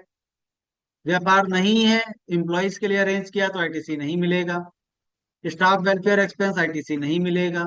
Repair and maintenance expense, building से रिलेटेड, ये बहुत ही डिबेटेबल सब्जेक्ट है कि इस पे आईटीसी मिलेगा या नहीं मिलेगा। जीएसटी के प्रावधान अलाउ करते हैं कि अगर रिपेयर एंड मेंटेनेंस के नाम पे कोई खर्चा हो रहा है और उसको बुक्स में कैपिटलाइज नहीं किया गया है तो उस पे आईटीसी मिलेगा। और अगर उसको बुक्स में कैपिटलाइज किया जा रहा है तो आईटीसी नहीं मिलेगा। तो इस पार्ट को देखना बहुत जरूरी है कि क्या वो रिपेयर मेंटेनेंस का खर्चा कैपिटलाइज होने लायक था या नहीं। अगर वो खर्चा इस तरह का मेजर एक्सपेंस है जिससे कि उस प्रॉपर्टी में इंप्रूवमेंट हो रहा है, मेरे पास एक ऑफिस था, उस ऑफिस में हमने एक नया वॉशरूम बनवाया, तो ये प्रॉपर्टी में इंप्रूवमेंट है, ये एडिशन में जाएगा, कैपिटल अकाउंट में जाएगा, ना कि पीएल में। लेकिन अगर उसी ऑफिस का दिवाली पूजा के समय हम व्हाइट वॉश कराते हैं, पेंटिंग कराते हैं, तो ये रेवेन्यू नेचर का खर्चा है, ये पीएल में बुक होगा। और उस पेंटिंग के ऊपर अगर हमने कोई जीएसटी दिया है तो उसका आईटीसी हमको मिलेगा। सीएसआर रिलेटेड एक्सपेंसेस, इस पे पहले बहुत ज्यादा इश्यूज थे, अब तो लॉ में प्रोविजन आ गया है कि इसका आईटीसी नहीं मिलना है। गुड्स अगर लॉस्ट हो गए हैं तो उससे रिलेटेड आईटीसी को रिवर्स करना पड़ेगा।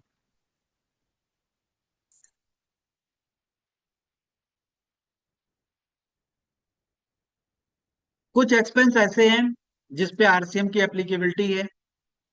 तो services received from goods transport agency, अगर जीटीए से अगर हमने कोई भी सर्विस ली है तो उस पे अंडर आरसीएम जीएसटी पे कर, उसी समय पे कर देंगे तो आईटीसी भी मिल जाएगा और कोई इंटरेस्ट की लायबिलिटी भी नहीं आएगी। बाद में अगर कोई डिमांड आती है और खासकर वो डिमांड सेक्शन 74A में फ्रॉड वाले क्लॉज में होती है तो आईटीसी नहीं मिल पाएगा। लीगल सर्विस है तो अंडर आरसीएम पे करना है। स्पॉन्सरशिप एक्सपेंसेस हैं कंपनीज के केस में, उनको अंडर आरसीएम पे करना है। सर्विस चार्जेस अगर गवर्नमेंट को पेड है तो आरसीएम की एप्लीकेबिलिटी है। रेंटल अगर गवर्नमेंट को पे हो रहा है तो आरसीएम की लायबिलिटी है। लॉन्ग टर्म लीज प्रीमियम के केस में एग्जम्पशन का भी क्लॉज है, और अगर कंडीशन सेटिस्फाइड नहीं होती है तो आरसीएम की एप्लीकेबिलिटी भी है। तो इस पार्ट से ट्रेडिंग एंड पीएल अकाउंट को आपको देखना पड़ेगा कि कहां कहां पर जीएसटी की एप्लीकेबिलिटी है और व्यापारी से कलेक्शन लिया जा सकता है।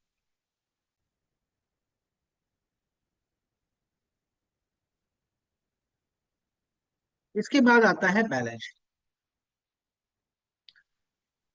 बैलेंस शीट एसेट्स और लायबिलिटीज का वो स्टेटमेंट है जो एक पर्टिकुलर डेट पे बनता है। किसी भी एक पर्टिकुलर डेट पे वो उस व्यापार की आर्थिक स्थिति को बताता है कि व्यापार के पास कितनी एसेट्स हैं, कितनी लायबिलिटीज हैं। एसेट्स हैं तो किस कैटेगरी की एसेट्स हैं, लायबिलिटी हैं तो किस कैटेगरी की लायबिलिटी है, कितनी करंट एसेट्स हैं, कितनी फिक्स्ड एसेट्स हैं, लायबिलिटी में गवर्नमेंट के लिए कितनी लायबिलिटी है, आउटसाइडर्स के लिए कितनी है, और व्यापारी की खुद की पूंजी कितनी लगी हुई है। बैलेंस शीट का फॉर्मेट दो तरह का हो सकता है। वर्टिकल टाइप में बैलेंस शीट बन सकती है और हॉरिजॉन्टल टाइप में बन सकती है। वर्टिकल टाइप की बैलेंस शीट कंपनीज एक्ट में प्रेस्क्राइब्ड है, और अब सी इंस्टीट्यूट ने प्रोप्राइटरशिप और पार्टनरशिप कंसर्न्स के लिए भी प्रेस्क्राइब कर दी है। इस फॉर्मेट में आपको एक साइड, अपर साइड में एसेट्स मिलेगी और डाउन साइड में आपको लायबिलिटीज मिलेंगी। टी फॉर्मेट की जो बैलेंस शीट है उसमें आपको राइट हैंड साइड में एसेट्स मिलेगी और लेफ्ट हैंड साइड में लायबिलिटीज मिलेंगी। ये बैलेंस शीट बहुत ज्यादा आपके सामने आई है। इसमें आप देखते हैं कि व्यापारी के क्रेडिटर्स कितने हैं, जिससे कि आप ये चेक कर सकें कि क्रेडिटर्स को टाइमली पेमेंट हुई है या नहीं हुई है। इसी में आप चेक करते हैं कि व्यापारी स्टॉक कितना रख रहा है, स्टॉक का नेचर क्या है, कितना रॉ मटेरियल है, कितना फिनिश गुड्स है। तो बैलेंस शीट एनालिसिस जीएसटी के पर्सपेक्टिव से लिमिटेड कंपोनेंट तक सीमित रहती है, क्योंकि जीएसटी ट्रांजैक्शंस पे लगना है और सारे ट्रांजैक्शंस ट्रेडिंग एंड पीएल में रिकॉर्ड हो रहे हैं। तो इस पार्ट को हम लोग अकाउंटिंग सॉफ्टवेयर वाले पार्ट में अच्छे से समझने की कोशिश करेंगे। अब आते हैं यूजर ऑफ फाइनेंशियल स्टेटमेंट्स कौन है। फाइनेंशियल स्टेटमेंट जो बन रहे हैं उसको मैनेजमेंट यूज करता है, ओनर यूज करते हैं, इन्वेस्टर यूज करता है, क्रेडिटर्स के लिए बनाए जाते हैं, गवर्नमेंट डिपार्टमेंट्स के लिए बनाए जाते हैं, एम्प्लॉयज के लिए होते हैं, और बैंकर्स फाइनेंशियल इंस्टीट्यूशंस के लिए होते हैं। ये सभी लोग अपने अपने ऑब्जेक्टिव के अकॉर्डिंग बैलेंस शीट या फाइनेंशियल स्टेटमेंट्स की एनालिसिस करते हैं। जीएसटी डिपार्टमेंट ये देखना पसंद करेगा कि बैलेंस शीट में प्रॉफिटेबिलिटी कितनी हाई है और कितने वैल्यू एडिशन पे वो बिजनेस टैक्स पे कर रहा है। ओनर ये देखना चाहेगा कि मेरा जो ग्रॉस प्रॉफिट आ रहा है उसके साथ साथ नेट प्रॉफिट भी आ रहा है या नहीं आ रहा है। ऐसा तो नहीं है कि ग्रॉस प्रॉफिट तो आ रहा है बट नेट प्रॉफिट आ ही नहीं रहा है। तो सबका अपना अपना पर्सपेक्टिव हो सकता है। फाइनेंशियल स्टेटमेंट की जब हम एनालिसिस करते हैं तो उसके कुछ मेथड्स प्रिस्क्राइब्ड हैं, जिनको हम कहते हैं tools of financial statement analysis. In tools में आता है common size statement, comparative financial statement, trend analysis, ratio analysis और कैश फ्लो स्टेटमेंट। यहां पर हम एक दो टूल्स को समझने की कोशिश करेंगे और वो बहुत ही रेलेवेंट है आपके लिए। सबसे पहला टूल आता है common size statement. Common size statement sir क्या है? Common size analysis also referred as vertical analysis. It is a tool that financial managers use to analyze financial statements. It evaluates financial statements by expressing each line item as a percentage of the base amount for that period. The analysis helps to understand the impact of each item in the financial statement and its contribution to the resulting figure.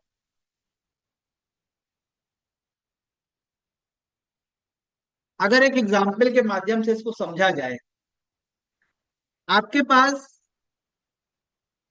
एक ही trade के दो व्यापारी हैं, दोनों का काम है disposable items की सेल कर, ट्रेडिंग करते हैं डिस्पोजेबल आइटम्स। एक व्यापारी का टर्नओवर है 5 करोड़ का और वो ग्रॉस प्रॉफिट दिखा रहा है 5 लाख रुपए, 1%। दूसरे व्यापारी का टर्नओवर है 50 करोड़ रुपए का और वो ग्रॉस प्रॉफिट दिखा रहा है 20 लाख। देखने में उस व्यापारी की बैलेंस शीट प्रॉफिट लॉस अच्छा लग रहा है कि इसने 20 लाख की वैल्यू एडिशन पे गवर्नमेंट को टैक्स दिया, और जो पहला व्यापारी है उसने 5 लाख की वैल्यू एडिशन पे गवर्नमेंट को टैक्स दिया।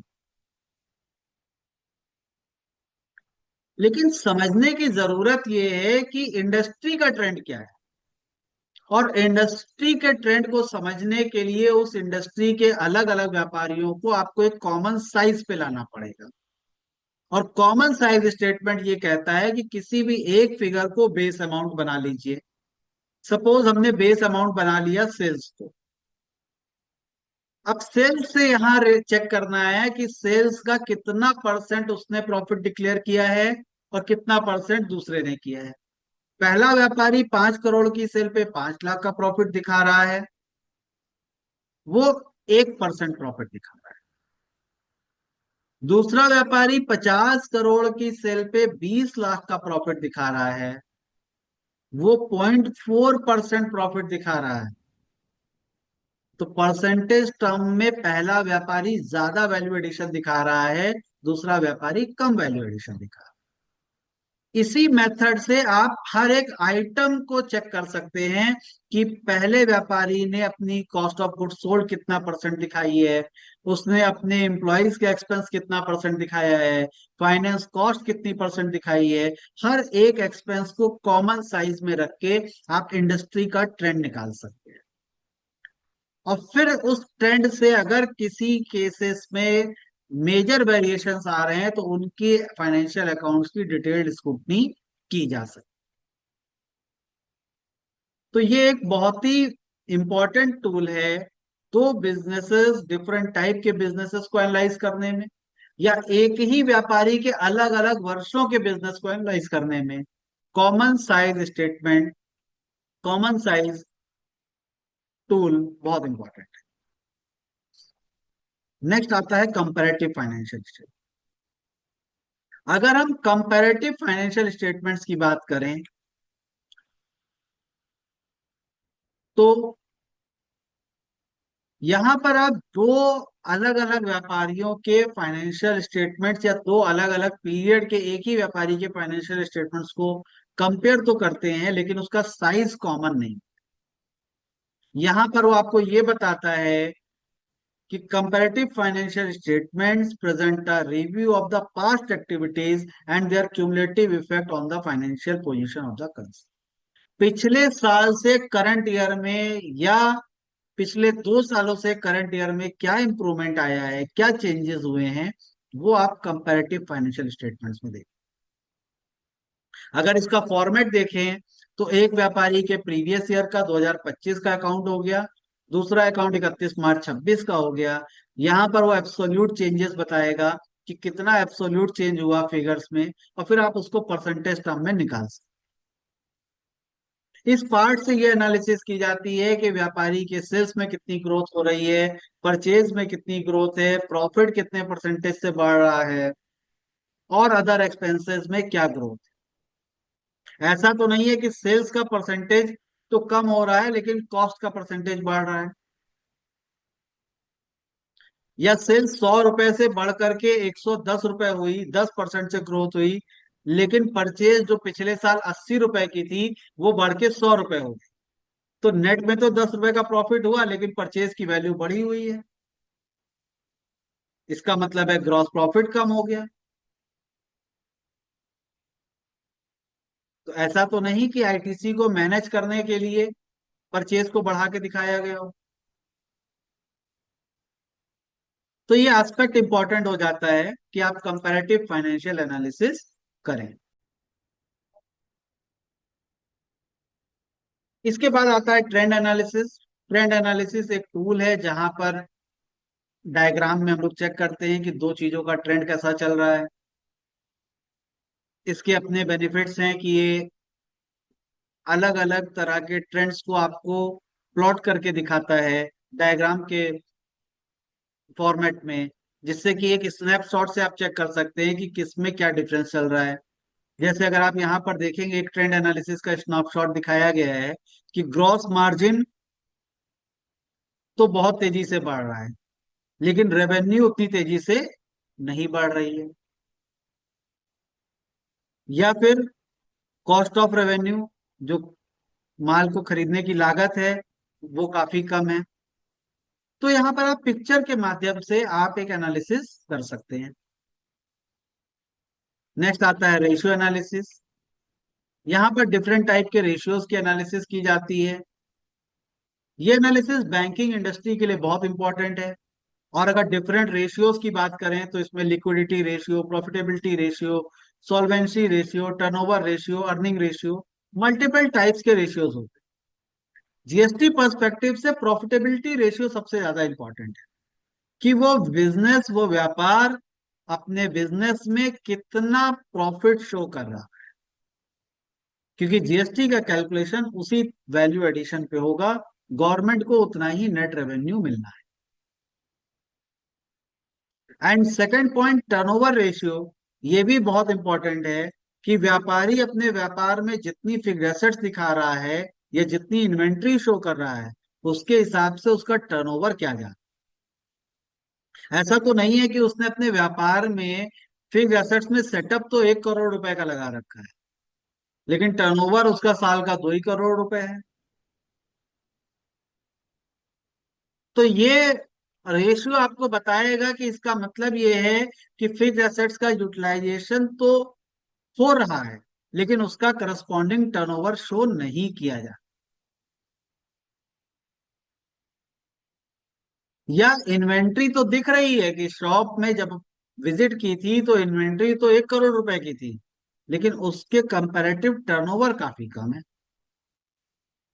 इसका मतलब है या तो उस व्यापारी का माल बिक नहीं रहा है, और या फिर माल बिक रहा है लेकिन बुक्स में रिकॉर्ड नहीं।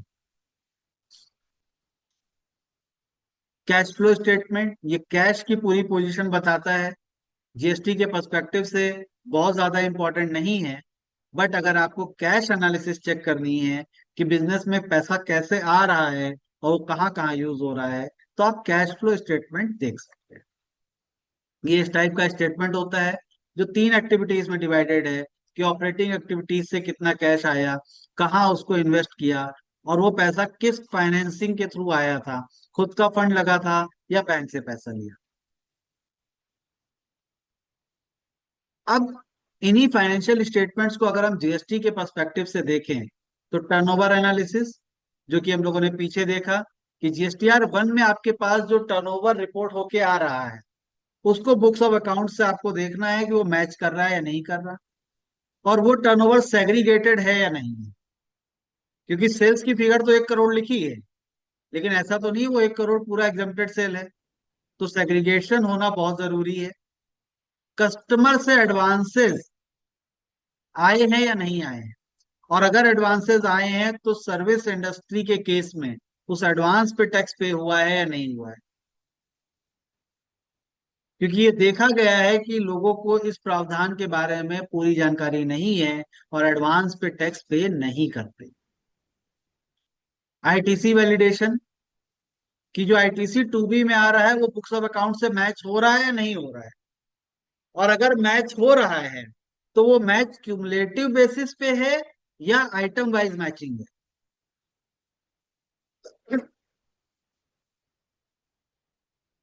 पहले ट्रेंड था कि हम ये देखते थे कि अगर 2B में 10 लाख की आईटीसी आ रही है तो जीएसटीआर 3B में भी 10 लाख की आईटीसी है या कम ज्यादा।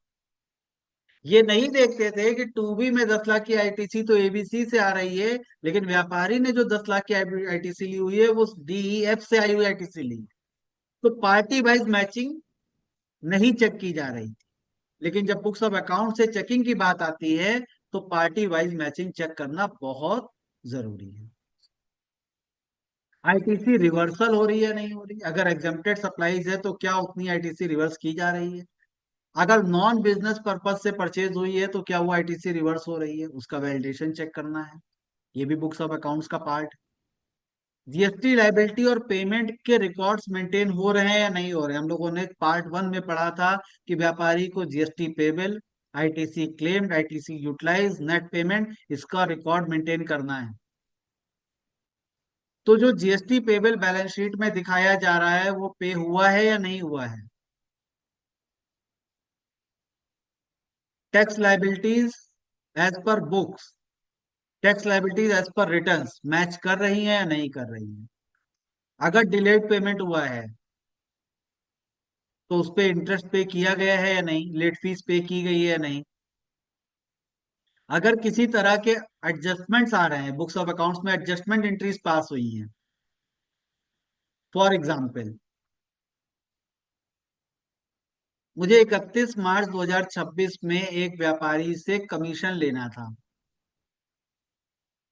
1 लाख रुपए का, और वो कमीशन मेरा ड्यू हो गया था 31 मार्च 26 को, लेकिन मैंने उसको इनवॉइस जारी की 15 अप्रैल 26 में। जीएसटी का कानून अलाउ करता है कि आप इनवॉइस 15 दिन बाद सर्विस के केस में आप जारी कर सकते हैं, 30 दिन तक का टाइम है। लेकिन अकाउंटिंग प्रिंसिपल के हिसाब से अगर वो रेवेन्यू मेरा 31 मार्च 26 में ड्यू हो गया था तो हमें बुक्स में उसको 31 मार्च 26 में ही रेवेन्यू बुक करना है। तो उस केस में एक मिसमैच आ सकता है एडजस्टमेंट के नाम पे। उस मिसमैच को चेक करना है कि वो जो रेवेन्यू बुक किया गया था उसकी एक्चुअल में इनवॉइस जारी हुई है या नहीं हुई है, और हुई है तो उस पर टैक्स पे हुआ है या नहीं हुआ है। फाइनेंशियल रेशियोज हम लोगों ने पीछे देखे कि कौन कौन से रेशियोज इंपॉर्टेंट हैं। इसी में एक इंपॉर्टेंट रेशियो आता है टैक्स टू टर्नओवर रेशियो, कि व्यापारी की जो आउटवर्ड लायबिलिटी है और जो फाइनल वो टैक्स पे कर रहा है गवर्नमेंट को, वो टर्नओवर का कितना परसेंटेज है, और वो इंडस्ट्री के बेंचमार्क से रिलेट कर रहा है या नहीं कर रहा है। अदरवाइज वो रेड सिग्नल दे रहा है आपको। आईटीसी का यूटिलाइजेशन कितने परसेंटेज पे हो रहा है। एक व्यापारी है जो 100 रुपए की टैक्स लायबिलिटी पे करने के लिए 60 रुपए का आईटीसी यूज कर रहा है। एक व्यापारी है जो 100 रुपए की लायबिलिटी पे करने के लिए 95 रुपए का आईटीसी यूज कर रहा है। और उसी ट्रेड का एक व्यापारी है जो 100 रुपए की लायबिलिटी पे करने के लिए 80 रुपए का आईटीसी यूज कर रहा है। तो यहाँ आपको देखना है कि जीएसटी पेबल का आईटीसी यूटिलाइजेशन से क्या रेशियो निकल के आ रहा है, और वो इंडस्ट्री के हिसाब से ठीक है या नहीं है। और अगर वो बहुत हाई रेशियो है तो क्या वहां पर इम्प्रॉपर क्लेम्स के चांसेस हैं। ये क्वेश्चंस बनते हैं उसको चेक करने के।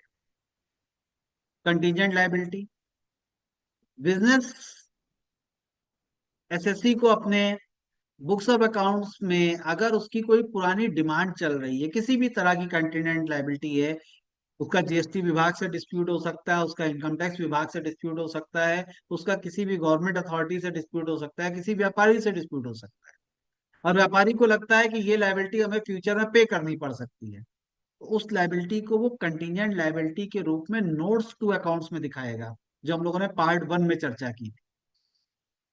ये नोट्स टू अकाउंट्स जीएसटी विभाग के लिए बहुत इंपॉर्टेंट हैं, क्योंकि अगर किसी नोट्स टू अकाउंट्स में इनकम टैक्स विभाग के साथ कोई डिस्प्यूट लिखा हुआ है तो हो सकता है कि उस तरह के ट्रांजेक्शन्स पे जीएसटी लायबिलिटी बनती हो। तो नोट्स टू अकाउंट्स पे नजर मारना बहुत जरूरी हो जाता है। कई बार हो सकता है कि उसने जीएसटी से रिलेटेड कोई डिस्प्यूट लिखा हो, 2022-23 में कोई डिमांड लगी थी किसी मैटर पे, उसका डिस्प्यूट लिखा है नोट्स टू अकाउंट्स में। आप 25-26 का असेसमेंट कर रहे हैं, अगर 22-23 की बैलेंस शीट आपके पास है तो आप नोट टू अकाउंट्स में देख सकते हैं कि किस किस तरह के इश्यूज थे, और वो इशू आप करंट असेसमेंट के टाइम पे उसको चेक कर सकते हैं। पेंडिंग लिटिगेशंस जीएसटी के पॉइंट ऑफ व्यू से देखना बहुत इंपॉर्टेंट हो जाता है। अब अगर बात करें ऑडिट एंड डिस्क्लोजर कंप्लायंस की, तो जीएसटीआर 9C की रिक्वायरमेंट है कि 5 करोड़ से ऊपर का टर्नओवर है तो 9C फाइल करना है, और फाइनेंशियल अकाउंट्स में नोट्स हमें डिस्क्लोज करने होते हैं।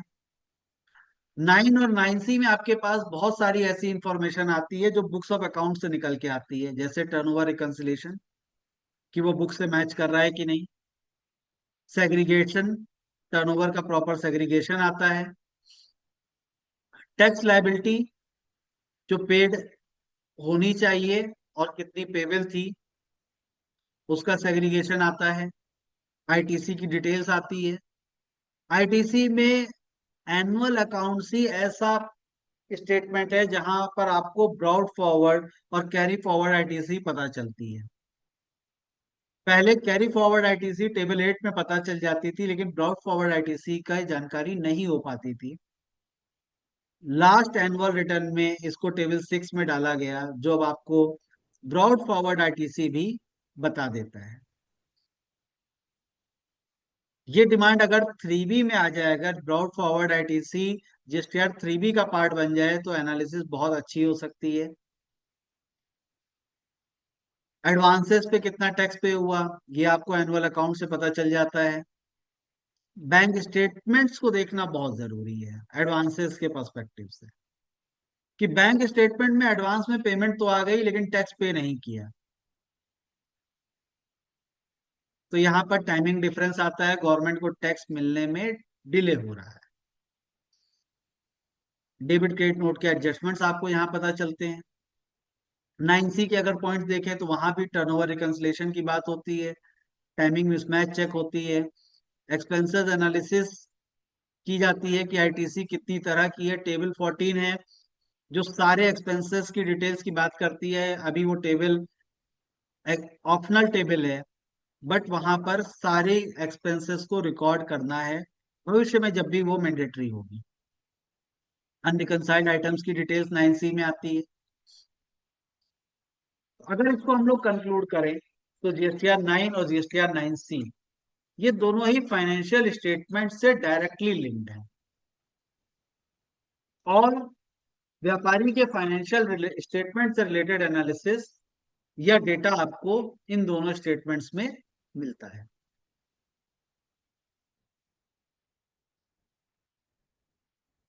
तो यहां पर हमारा पार्ट 2 कंक्लूड होता है, और अब हम मूव करेंगे अपने पार्ट 3 पे।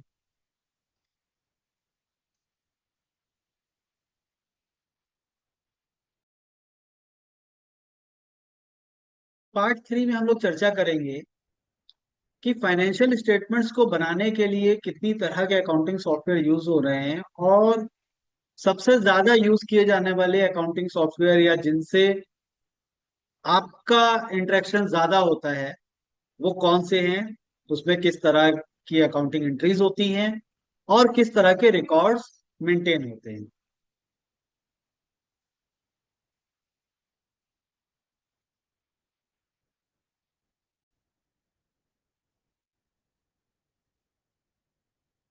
तो सबसे ज्यादा यूज होने वाला अकाउंटिंग सॉफ्टवेयर आता है एक बिजी।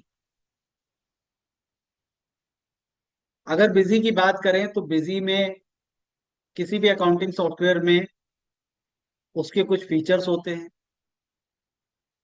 जो कि उसके सबसे पहले पेज पे आते हैं कि आप कौन कौन से फीचर्स इनेबल करना चाहते हैं। आप जितने फीचर्स इनेबल करेंगे वो अकाउंटिंग सॉफ्टवेयर उतने ही फीचर्स के ट्रांजेक्शन्स आपको शो करेगा।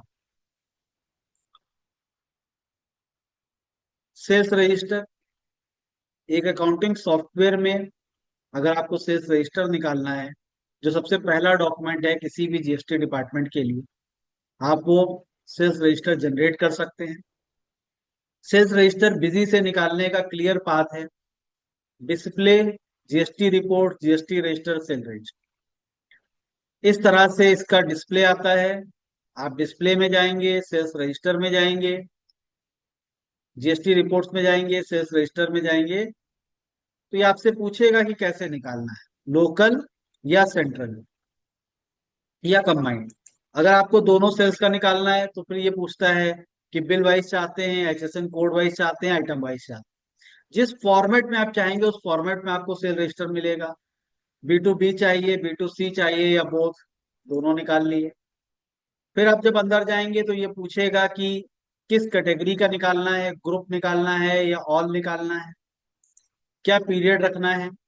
और जितने पीरियड का आपको निकालना हो, जैसे ये हमने निकाला 1 अप्रैल 24 से 31 मार्च 25, तो ये आपको एक सेल्स रजिस्टर दिखा रहा है जहां पर ये बता रहा है कि क्या बिल का नंबर है, उसकी डेट क्या है, पार्टी का नाम, एड्रेस, जीएसटीएन क्या है, सेल कैसी है, लोकल है या सेंट्रल है, बिल अमाउंट कितना है, आईजीएसटी कितना लग रहा है, सीजीएसटी कितना है, एसजीएसटी कितना है।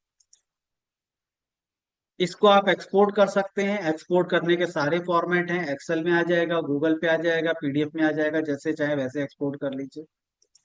और जब आप एक्सपोर्ट करते हैं तो ये इस तरह से डिटेल में बन के आता है कि बिल अमाउंट ये था, टैक्सेबल वैल्यू सीजीएसटी की इतनी है, इतना सीजीएसटी है, इतनी एसजीएसटी की टैक्सेबल वैल्यू है, इतना एसजीएसटी है, टोटल ये लगा। अगर कोई एग्जम्प्टेड आइटम है तो उसकी ये वैल्यू है। हर चीज यहाँ पर दिखाएगा।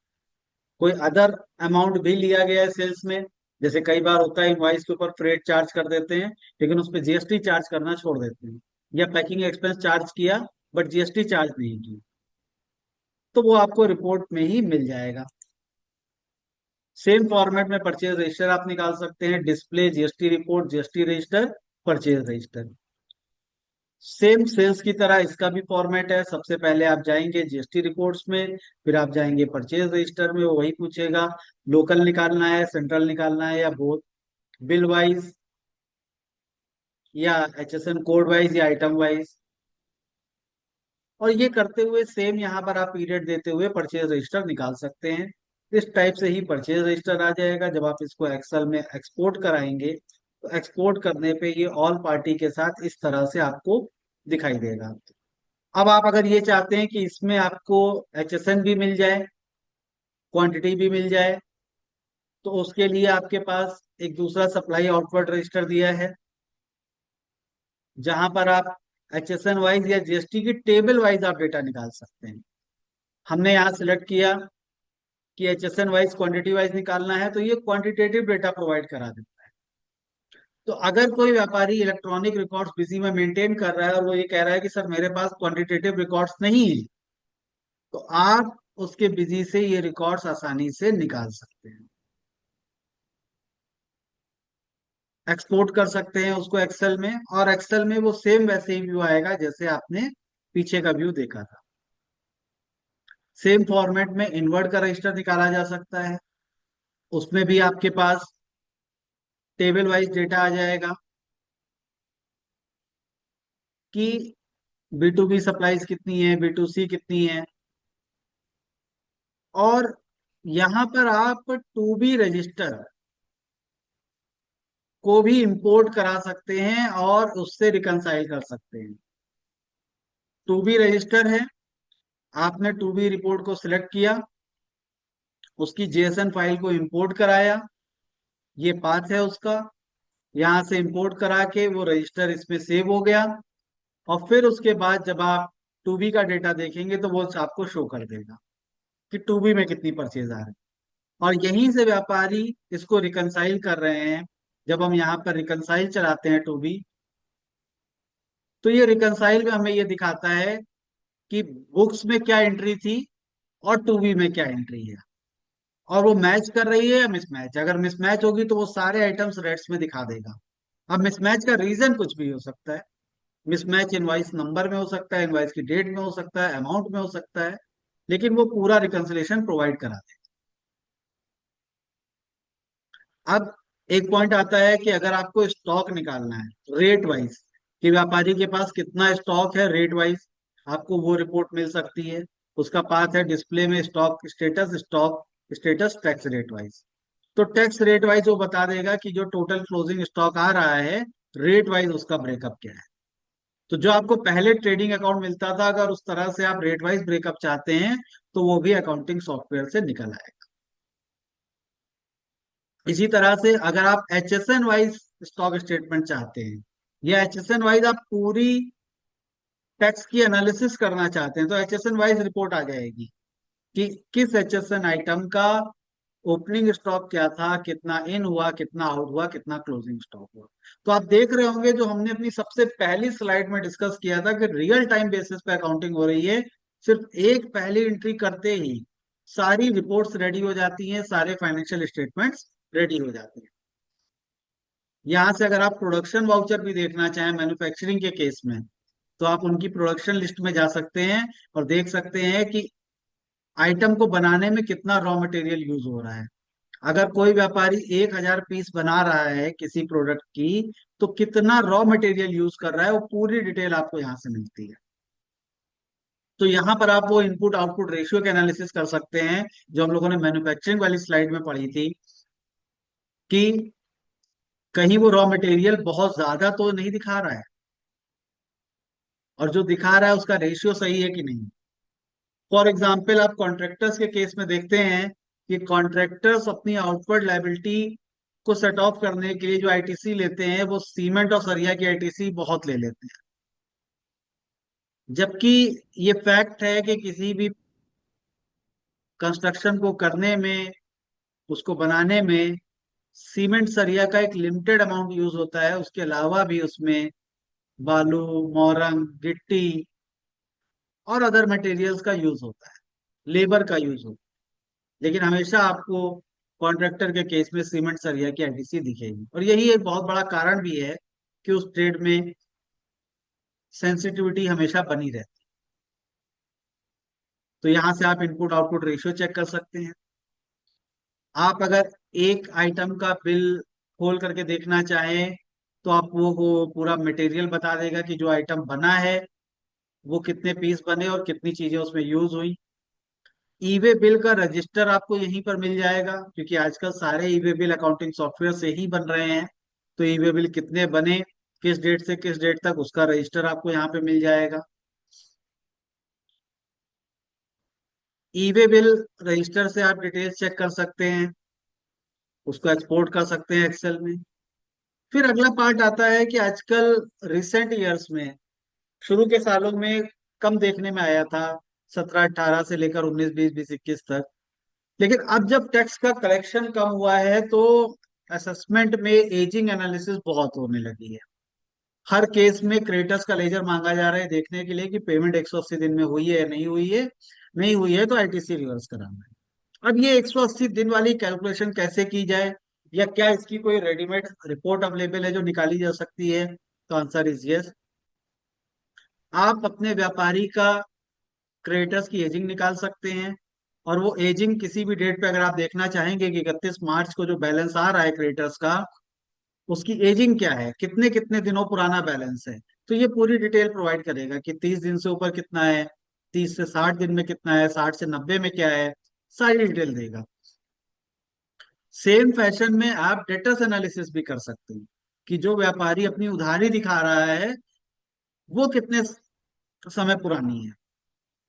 अब क्वेश्चन आता है कि सर हमें तो क्रेडिटर से मतलब है, हम उधारी क्यों देखें, डेटर्स को क्यों एनालाइज करें? तो अगर हमारा ऑब्जेक्ट ओवरऑल टैक्स डिपार्टमेंट का रेवेन्यू इंक्रीज करना है, तो डेटर एनालिसिस से हम उनके असेसिंग ऑफिसर को इंफॉर्मेशन पास ऑन कर सकते हैं कि हमारे व्यापारी ने आपके व्यापारी से 180 दिन से पुरानी उधारी दिखाई हुई है। आप वहां पर चेक करके आईटीसी के लिए कार्यवाही कर सकते हैं। यहाँ पर फीचर्स ऑप्शन जो हमने कहा कि होता है, उसमें देखिए एक फीचर ऑप्शन आ रहा है, मेंटेन डिटेल्ड ऑडिट ट्रेल। याद करिए हम लोगों ने अपनी फर्स्ट स्लाइड में एडिट लॉग की बात की थी, ऑडिट ट्रेल की बात की थी। ये यही से मैंडेटरी हो जाता है कि जीएसटी का कानून कहता है कि अगर व्यापारी अकाउंट्स इलेक्ट्रॉनिक फॉर्म में मेंटेन कर रहा है, तो एडिट लॉग रखेगा। और एडिट लॉग को यस करते ही आप अगर ऑडिट ट्रेल की समरी निकालेंगे, तो ये ऑडिट ट्रेल की समरी आपको बता देगी कि टोटल जितने भी वाउचर बने पूरे साल भर में, चाहे वो सेल का हो, परचेज का हो, आईटीसी का हो, किसी भी चीज का वाउचर हो, उसमें क्या चेंज, ओरिजिनल अमाउंट क्या था और फाइनल अमाउंट क्या देगा। यहाँ आप देखेंगे एग्जाम्पल में, तो एक सप्लाई है जिसका ओरिजिनल अमाउंट था 31,350, लेकिन फाइनल अमाउंट है 1,900। तो इसके दो कारण हो सकते हैं कि सप्लाई देने के बाद गुड्स को कम कर लिया गया, सेल को कम दिखाया गया, या फिर गलती से पहला वाउचर गलत बन गया था, दूसरे को सही कर लिया। तो उसके लिए डिटेल में चेक करना पड़ेगा। लेकिन अगर आप खाली मॉडिफाई वाउचर देखना चाहें तो ये आपको सारे मॉडिफाई वाउचर दिखा सकता है। आप अगर खाली सेल्स के वाउचर देखना चाहें तो ये सेल्स के वाउचर दिखा सकता है। आप जैसे एनालाइज करना चाहें ऑनलाइन ये आप कर पाएंगे। और हर मॉडिफिकेशन का मतलब टैक्स रिवीजन नहीं होता है, उसका कारण कुछ भी हो सकता है। उसके लिए आपको व्यापारी से एक्सप्लेनेशन मंगाना पड़ेगा। अगला अकाउंटिंग सॉफ्टवेयर आता है टैली। बहुत पुराना सॉफ्टवेयर है और बहुत सारे बिजनेसेस में यूज होता है। टैली का भी अगर हम स्नैपशॉट देखें तो इसका भी एक डिस्प्ले होता है, उस डिस्प्ले में अकाउंट्स बुक होती हैं, और अकाउंट बुक से ही आप सेल्स रजिस्टर निकाल सकते हैं। सेल्स रजिस्टर समराइज फॉर्म में भी आ सकता है, डिटेल्ड फॉर्म में भी आ सकता है। यहाँ पर पाथ दिया गया है कैसे डिटेल में निकालना है। और अगर आपको उसमें कोई फीचर्स चाहिए कि हमारे सेल्स रजिस्टर में क्वांटिटी आ जाए, स्टॉक आ जाए, एचएसएन आ जाए, तो आप यस नो करके आप उसको निकाल सकते हैं। सेम फॉर्मेट में परचेज रजिस्टर निकल के आएगा, जो हम लोगों ने पीछे देखा। परचेज रजिस्टर में भी आप जो डिटेल्स निकालना चाहें निकल सकती है। इन्वेंट्री बुक, इन्वेंट्री बुक जैसे बिजी में आ रही थी सेम तरह से इन्वेंट्री बुक टैली में आ सकती है। पूरी इन्वेंट्री की डिटेल निकाली जा सकती है कि किस आइटम का कितना ओपनिंग स्टॉक था, इनवर्ड क्या है, आउटवर्ड क्या है, क्लोजिंग क्या है। एजिंग एनालिसिस टैली में भी अवेलेबल है। आप जब यहाँ एनालाइज करेंगे तो ये बताएगा कि 0 से 30 दिन के व्यापारी कितने हैं, 30 से 60 दिन की उधारी क्या है, 60 से 90 दिन की उधारी क्या है। पूरी एजिंग एनालिसिस प्रोवाइड कराता है। एंड सबसे इंपॉर्टेंट, एडिट लॉग। ये वही एडिट लॉग है जिसका प्रावधान आपके जीएसटी एक्ट में दिया हुआ है। और ये देखिए यहाँ पर भी इस एडिट लॉग में पता चलता है कि कितने वाउचर्स अल्टर किए गए हैं। और जब आप अल्टर वाउचर्स पे क्लिक करेंगे तो ये मंथ वाइज अल्ट्रेशन बताएगा।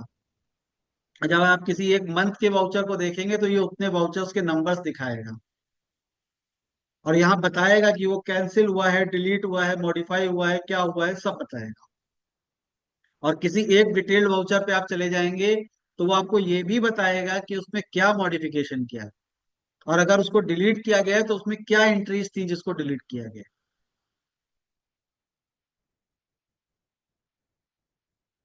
तो यहाँ पर हमारा ये थर्ड पार्ट भी कंप्लीट होता है।